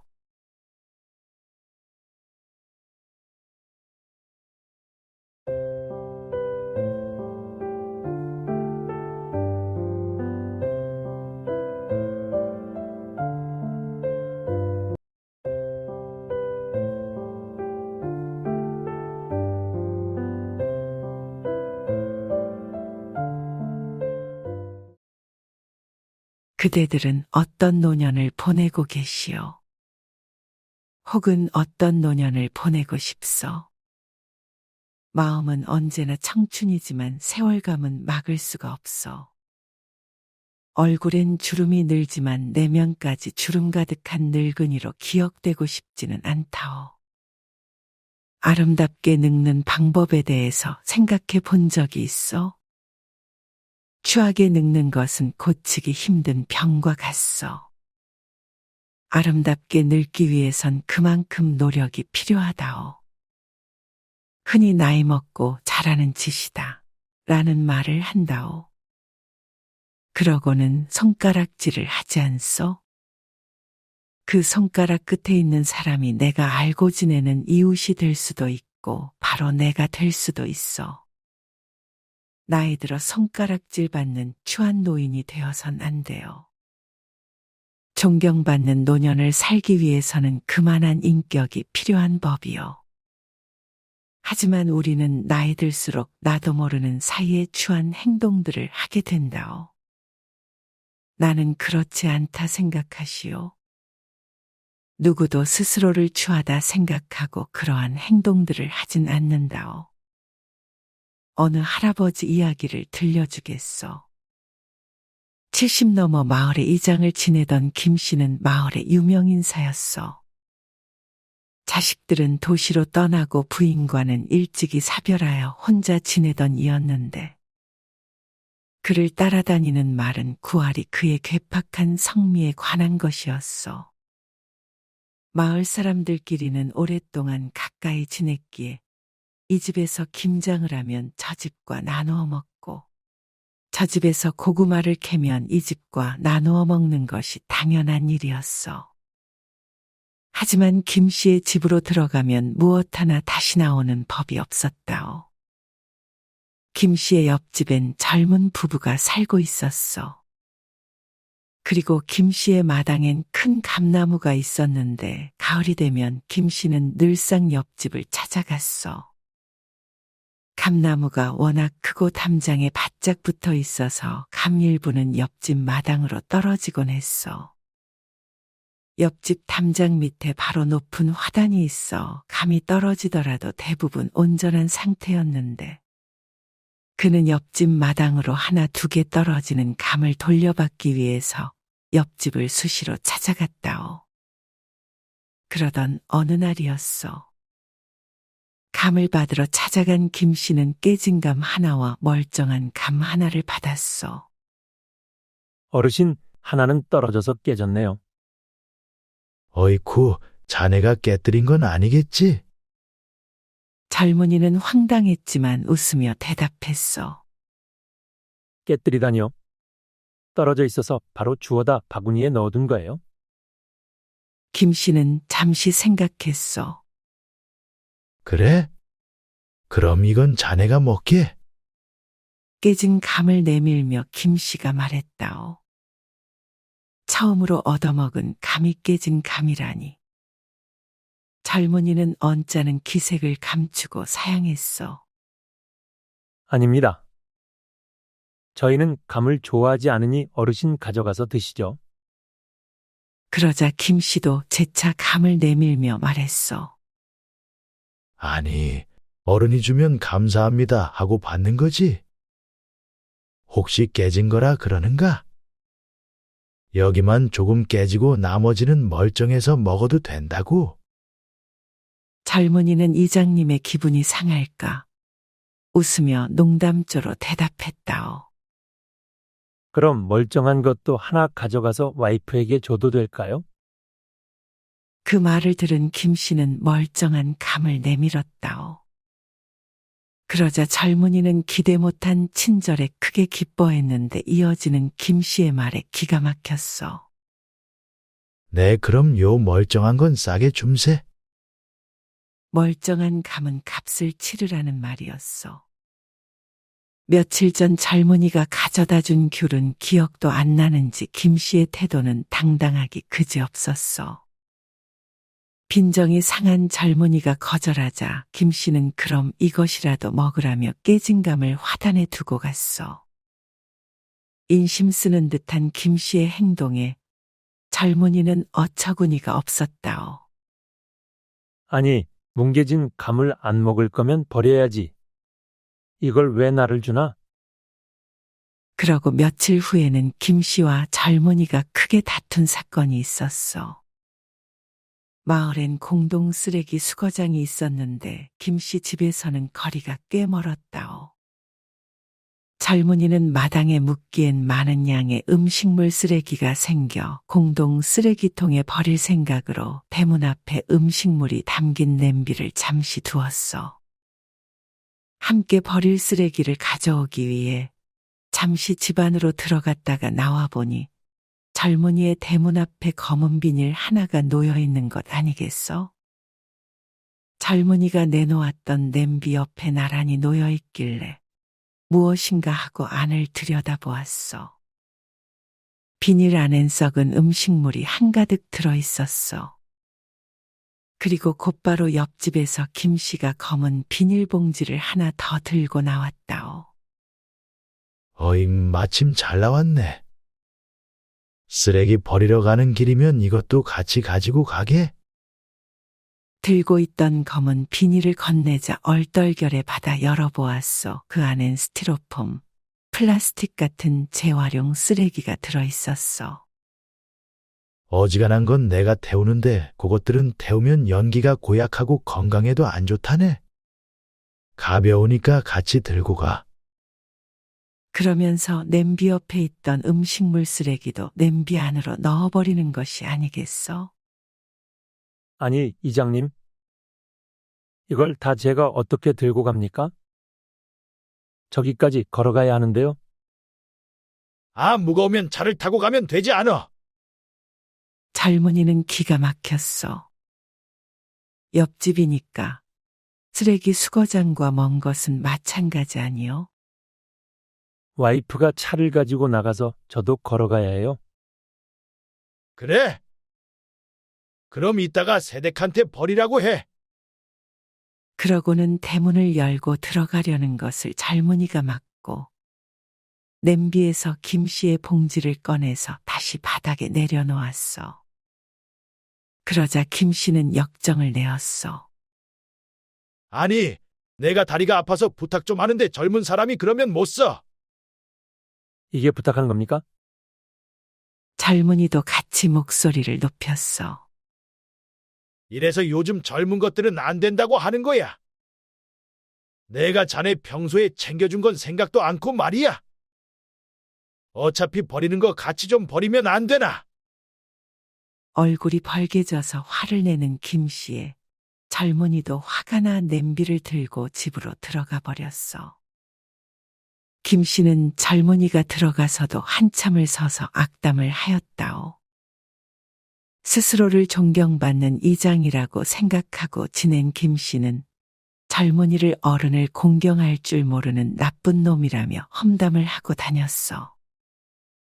이후로 사사건건 김 씨와 부딪히던 동네 유일한 젊은 부부는 오래지 않아 마을을 떠났어. 고약한 이유 때문이었는지 또 다른 사정이 있었는지 마을 사람들도 속사정은 자세히 알지 못했다오. 우리는 나이가 들면 어른이 되었다고 착각을 하오. 세월이 주는 경험과 지식을 진리라고 믿으며 고집이 늘고 이기심도 나이와 함께 자라게 된다오. 그저 나이를 먹는다고 현명해지는 것이 아니지 않소? 빅토르 위고가 말했어. 좋은 사람들은 성숙해지고 나쁜 사람들은 부패해진다. 우리는 세월이 흘러 부패하기보다는 무르익어 지혜롭고 성숙한 인간이 되어야 하오. 하지만 인생을 정도로만 사는 것이 쉬운 일은 아니오. 나도 그러고 싶지 않지만 나도 모르는 사이에 해서는 안 될 추한 행동을 하게 되는 때도 있다오. 누군가가 지적하기 전에는 알 수 없을 때가 있어. 누군들 추하게 나이 먹고 싶겠어? 어떻게 늙어야 하는지 알고 있는 사람은 드물다고 했어. 흐르는 세월에 늘어가는 주름에 두려워 말고 아름답고 지혜롭게 나이 들어가는 방법을 함께 생각해 보는 건 어떠? 나의 생각을 먼저 말해보겠소. 첫 번째, 큰 소리로 말하지 말아야 하오. 음성이 높으면 어떤 언어를 말하는지는 중요하지 않다고 하였어. 내 목소리가 잘 들리지 않아 커지는 목소리는 어쩔 수 없지만 습관적으로 윽박을 지르며 말하는 이들이 있어. 아무리 좋은 말도 소리치면 소음이 되어 큰 소리로 대화를 나누면 나도 모르는 사이에 욱하게 되게 하고 공연히 상대방의 기분을 상하게 만들기도 한다오. 큰 소리 내지 않으면 역정내지 않음과 같고 차분하고 조용히 말하는 습관을 기르면 마음에 여유가 생긴다오. 나도 모르는 사이에 무심코 큰 소리가 나왔다면 잠시 숨을 고르고 가만가만 말하기 위해 노력해 보시오. 생기려던 화도 쏙 들어갈 것이요. 타고난 성격이 침착한 사람이 있고 불같은 사람이 있기 마련이요. 하지만 어떤 성격을 타고났건 간에 나이가 들면 잔잔한 물결과 같이 때로는 고요한 나무와 같이 행동해야 하오. 그러면 아무리 작은 소리로 이야기해도 누군가는 그 내용을 궁금해하고 귀를 기울일 것이요. 두 번째, 외모에 신경을 쓰고 자주 웃으시오. 40세가 넘으면 사람은 자신의 얼굴에 책임을 져야 한다고 누군가 말했어. 나이 들어 추하고 괴팍한 얼굴을 가진 늙은이가 되겠어? 아니면 아름답고 우아한 노인이 되겠어? 인격은 얼굴에 나타난다고 말했어. 인성이 좋은 사람이 잘생겼고 나쁜 사람이 못생긴 것이 아니요. 고약하고 못된 성격도 그대로 인상으로 나타나고 온화하고 부드러운 성격도 얼굴에 문신처럼 새겨지요. 자주 웃으시오. 웃는 얼굴은 친근감을 주고 보는 사람도 즐겁게 하오. 자주 웃는 것이 쉬운 일처럼 보이지만 사람이 하루에 웃음을 짓는 시간을 길지 않다오. 나이 들며 찡그린 주름은 만들지 마시오. 그리고 젊어서 외모를 가꾸고 꾸미는 것보다 중요한 것이 나이 들어 용모에 신경 쓰는 일이요. 자주 씻고 깨끗하게 세탁한 옷을 입고 머리도 단정하게 가꾸는 것이 의미 없는 일이라고 느껴질 수도 있어. 하지만 반대로 생각해보면 간단하오. 누구나 깨끗하고 향기로운 사람과 이야기하기를 원하지 추레한 사람과 이야기하고 싶어하지 않는 법이요. 늘 마주치는 이웃도 깔끔하게 멋을 내고 다닌다면 저 사람은 뭐하는 사람일까? 좋은 일을 할 것 같다라고 생각하게 돼요. 한마디를 나누어도 왜인지 모를 교양이 느껴지는 듯도 하고 말이요. 나를 모르는 사람이 보아도 품이 있고 우아해 보이는 것은 외모로부터 시작이 된다오. 젊어서는 조금만 꾸며도 반짝반짝 빛나지만 나이가 들어서는 시간과 노력을 들여야 가꾼 티가 나는 법이라오. 그리고 나이가 들면 주름이 늘고 흰머리가 생기고 자신감은 떨어지기 마련이요. 그러다 보면 나 자신을 관리하는 일에 소홀하게 된다오. 추하게 나이 먹지 않으려면 외양도 추해지지 않도록 노력해야 하오.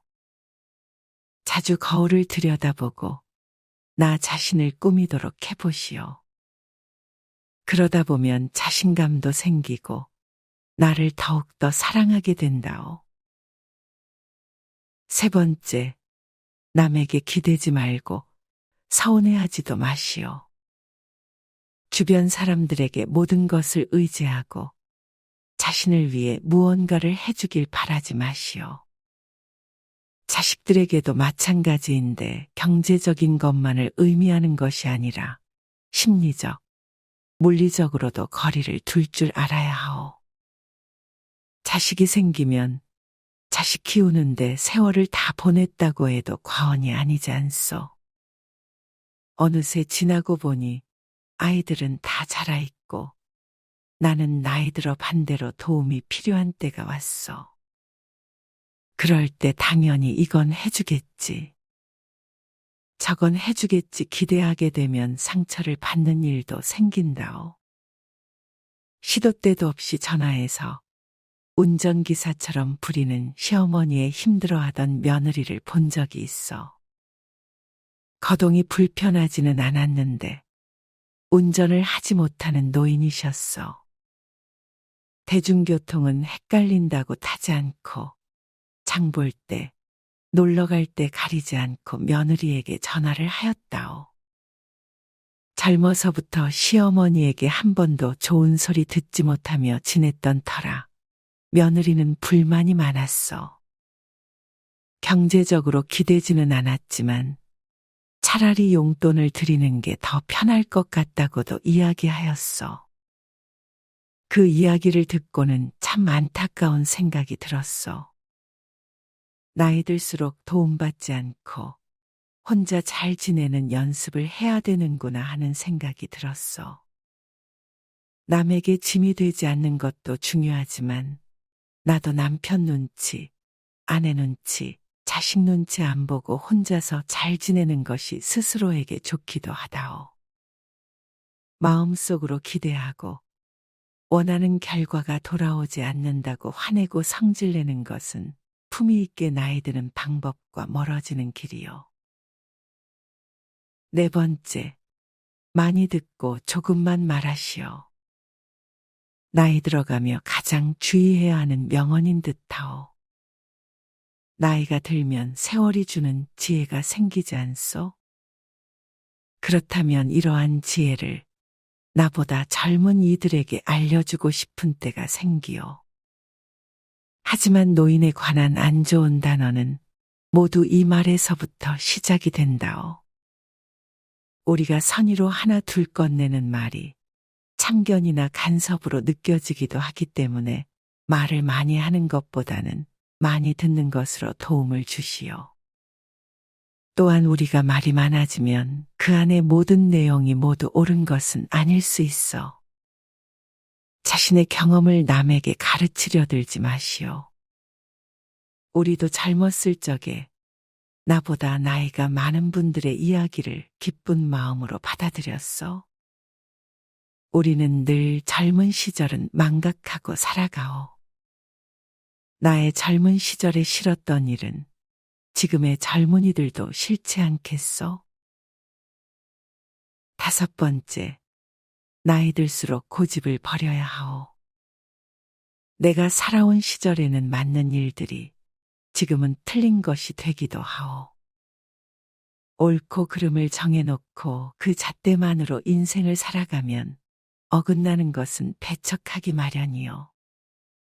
생각이 유연해야 남을 배려할 줄 알고 나이 들수록 다른 사람의 말에도 동의할 줄 아는 현명한 사람이 되는 것이요. 완고하게 자기 주장을 하기보다는 타인의 의견을 수용할 줄 아는 사람이 되어야 하오.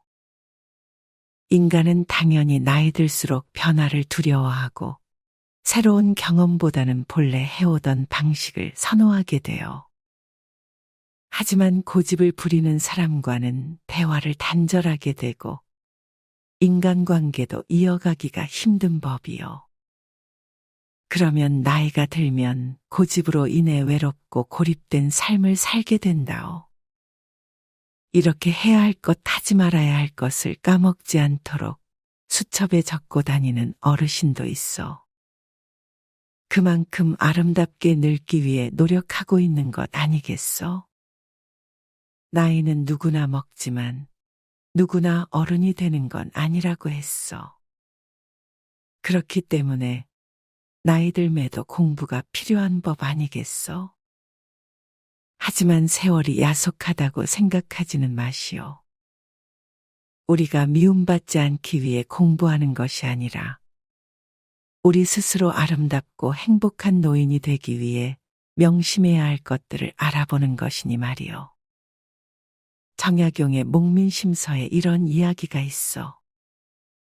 나이가 들면서 눈이 침침한 것은 필요 없는 작은 것은 보지 말고 필요한 큰 것만 보라는 것이며, 귀가 잘 안 들리는 것은 필요 없는 작은 말은 듣지 말고 필요한 큰 말만 들으라는 것이고, 이가 시린 것은 연한 음식만 먹고 소화불량 없게 하려 함이고, 걸음걸이가 부자연스러운 것은 매사에 조심하고 멀리 가지 말라는 것이요.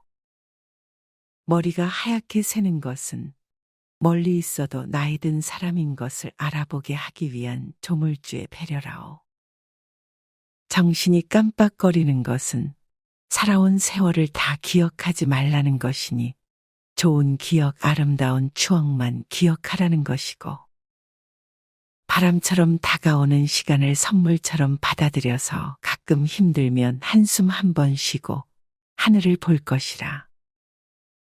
멈추면 보이는 것이 참 많소이다. 나는 나이 들수록 행복해지기 위해 늘 노력하고 싶소. 그대들도 부디 그러하길 바라오.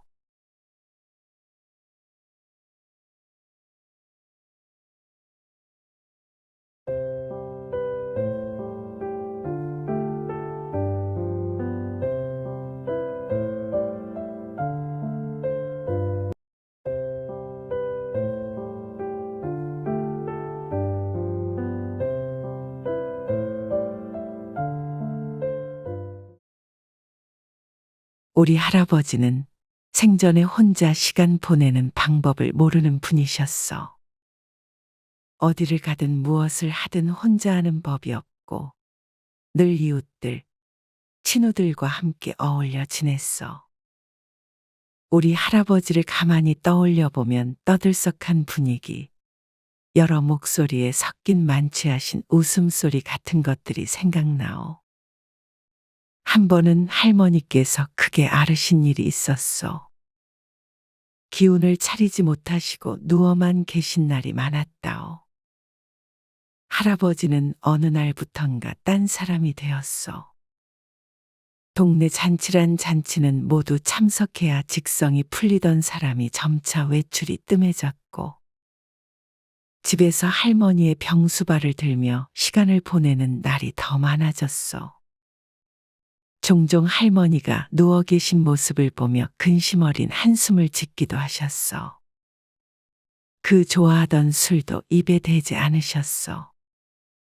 아버지는 그런 할아버지가 안쓰러워 말했어. 아버지, 김씨 아저씨 댁에 가서 좀 놀다 오세요. 함께 어울렸던 친구들의 이름에도 고개를 저으셨어. 가족들은 그런 할아버지를 보며 할머니의 병환에 우울증이 찾아왔나 생각했다오. 그러던 어느 날 우리 할아버지와 할아버지를 찾아온 친구들의 대화를 들은 기억이 나오. 자네, 언제까지 그러고 있을 텐가?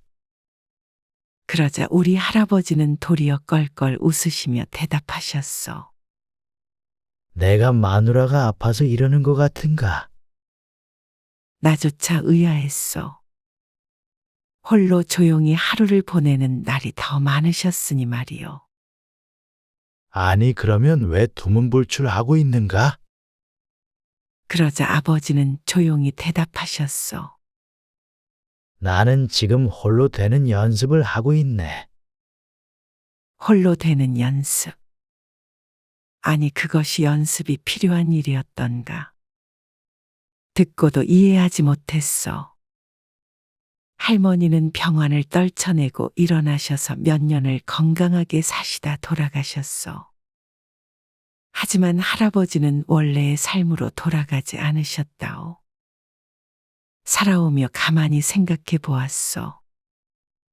할머니가 돌아가시고 나서의 할아버지를. 슬픔에 헤어나오지 못하시던 할아버지는 문득 할머니가 떠오를 때면 하던 일을 멈추시고 통곡을 하기도 하셨어. 할아버지는 항상 무엇인가 몰두해 계셨다오.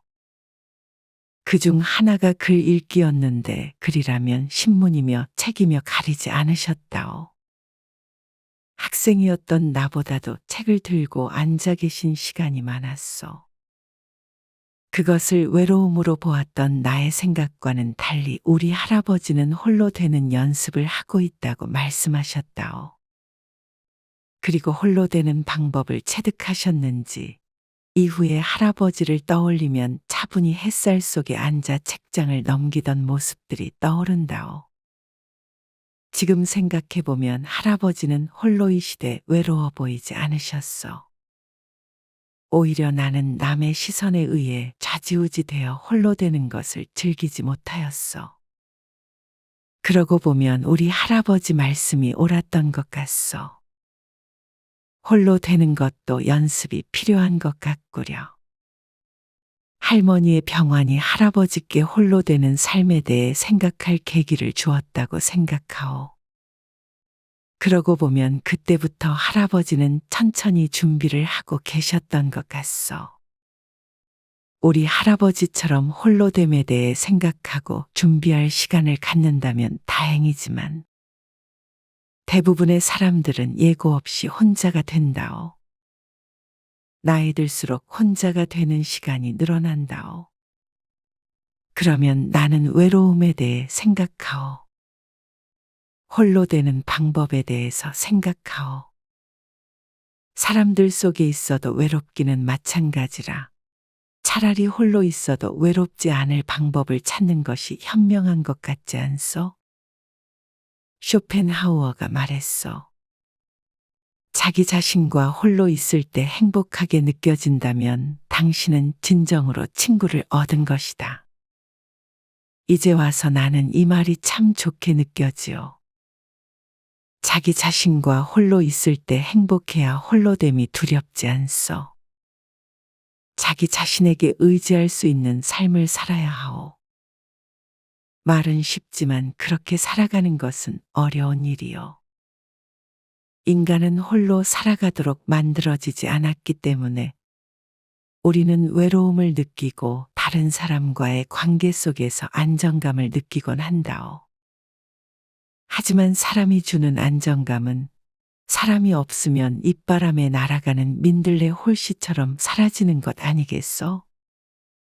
나이가 들면서 고독해지는 이가 많소. 우리는 나이가 들어 혼자 되지 않으려 고군분투하며 인생을 살아가오. 우리 할아버지는 늦은 나이에 체득한 홀로 되는 법으로 할머니의 빈자리를 메우셨소. 사람의 빈자리를 사람으로 채우는 사람도 있어. 하지만 들기도 하면 비워지기도 하는 것이 사람의 자리인 듯 하오. 그 빈자리를 영원히 메우기 위해서는 홀로 그 자리를 채울 수 있어야 하오. 인간은 홀로 된 것을 외롭다 느낄 때도 있고, 홀로 있는 스스로를 타인의 시선 안에 두는 것을 두려워하기도 한다오. 모든 불행은 혼자 있을 수 없기 때문에 생기는 것이라고 하였어. 스스로 고립된 삶에 대해 말하는 것이 아니요. 홀로 잘 살 수 있어야 타인과도 잘 지낼 수 있는 법이요. 그렇게 되기 위해서는 홀로 되는 법에 대해서 고민하는 시간이 필요하지 않겠어? 어느 시인이 말하였소. 혼자만의 시간을 갖는다는 것은 아주 중요하다. 우리는 혼자가 되는 법과 타인에 얽매이지 않는 삶을 사는 법을 그 시간을 통해 배울 필요가 있다. 타인에 얽매이지 않고 혼자가 되는 법을 찾아야 하오. 그대들도 혹시 홀로 되어 외롭소? 아니면 홀로 될 미래가 두려우시오? 그렇다면 홀로 잘 사는 방법에 대한 내 생각을 나누어 주겠소. 첫 번째, 인생의 초점을 나 자신에게 맞추시오. 진정으로 나에 대해서 생각해 본 적이 있어? 나 스스로가 원하는 일을 들어준 일이 있어? 나에게 초점을 맞춘 인생을 살아가기 위한 가장 중요한 일은 내가 나의 인생을 사랑해야 하는 것이오. 혼자 앉아 조용히 명상해 보시오. 그리고 나의 삶을 사랑하도록 노력해 보시오. 그러다 보면 지금 무엇을 하고 싶은지, 누군가를 위해서가 아닌 오로지 나만을 위해서 하고 싶은 일이 무엇인지 떠오른다오. 상황 때문에, 일 때문에, 가족 때문에 하지 못했던 내가 원하던 취미도 찾아보시오. 나는 일만 하며 살아오다가 좋아하는 책을 많이 읽지 못한 것이 참 아쉽소. 시간이 없다는 핑계로 나 자신만을 위해서 한 일은 많지 않다오. 나에게 할애하는 시간을 늘려야 하오. 쇼펜하우어의 이야기처럼 자기 자신과 홀로 있을 때 행복하기 위해서는 자기 자신을 소중하게 여기고 원하는 것을 들어줘야 하오. 책도 읽고 꽃도 기르고 요리를 하거나 홀로 할 수 있는 즐거운 일을 찾아보시오. 그런 것들을 새로 찾기란 쉽지 않은 일이요. 진정 원하는 일을 찾기 위해서는 스스로에 대한 많은 고찰이 필요한 법이요. 자기 자신과 잘 지내는 사람이 남들과도 잘 지낼 수 있고, 홀로 되더라도 아쉽거나 외롭지 않은 법이요. 그래서 나도 첫 번째 방법을 찾았어. 나도 우리 할아버지처럼 책을 읽기 시작했다오. 글을 읽는 것은 홀로 고요히 할 수 있는 일 중 가장 가치가 있는 일인 것 같소. 그리고 가끔은 그림을 그리기도 한다오. 그러다 보니 느껴지는 것들이 있더구려. 나는 어떤 의미로 때때로 고독을 즐기게 되는 듯도 하다오. 두 번째, 일기를 써보시오. 하루에 있었던 일을 기록해 보시오. 그리고 때때로 느꼈던 감정들에 대해서도 일기장에 적어 보시구려. 일기란 누군가에게 보여주기 위한 글이 아니라 내가 쓰고 나만 보는 것이기 때문에 이보다 더 깊은 내면을 기록하는 방법은 없을 것이요. 타인에게 의존하지 않고 스스로의 문제와 감정을 들여다보고 해결하는 힘이 생긴다오. 그러다 보면 나를 사랑하고 존중하는 마음도 들게 된다오. 일기를 나 자신과 대화하는 창이라고 생각해 보면 어떠오? 내가 오늘 왜 기분이 좋았는지, 왜 안 좋았는지 뒤늦게나마 되돌아볼 수 있어. 길든 짧든 나의 삶을 기록으로 남겨보시오.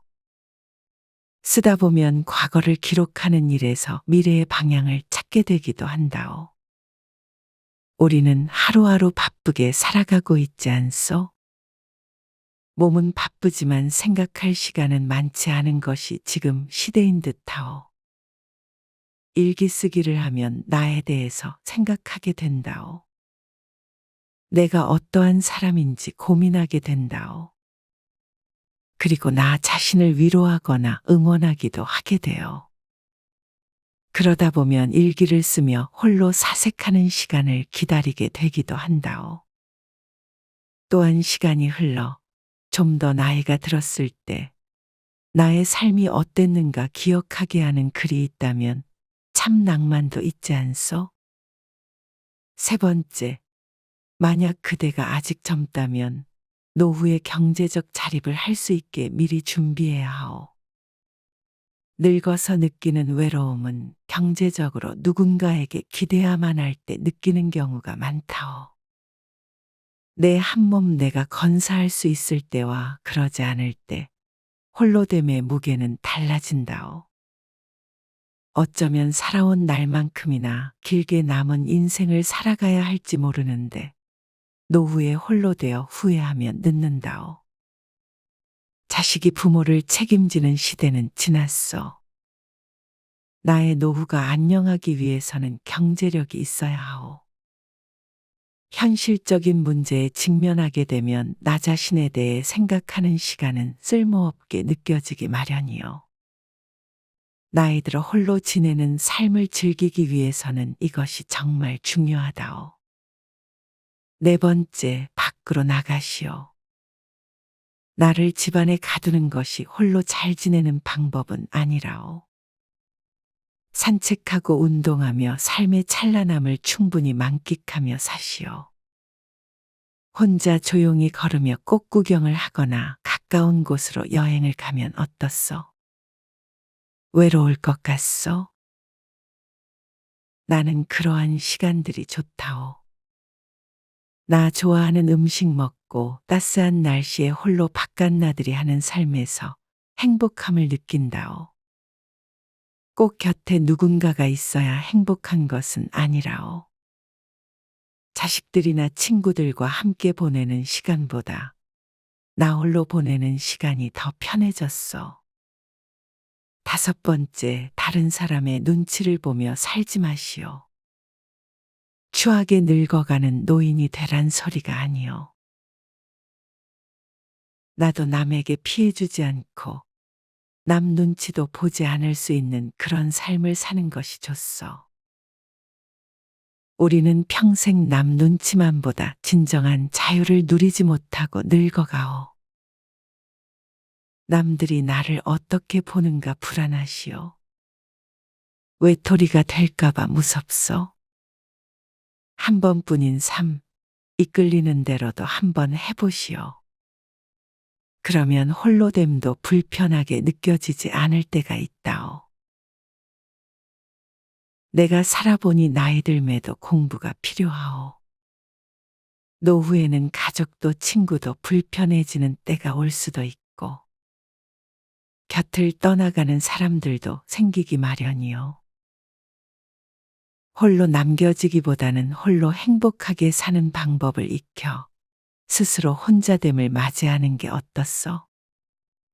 행복한 노년을 맞이하는 열쇠는 스스로에게서 찾을 수 있는 것 같소.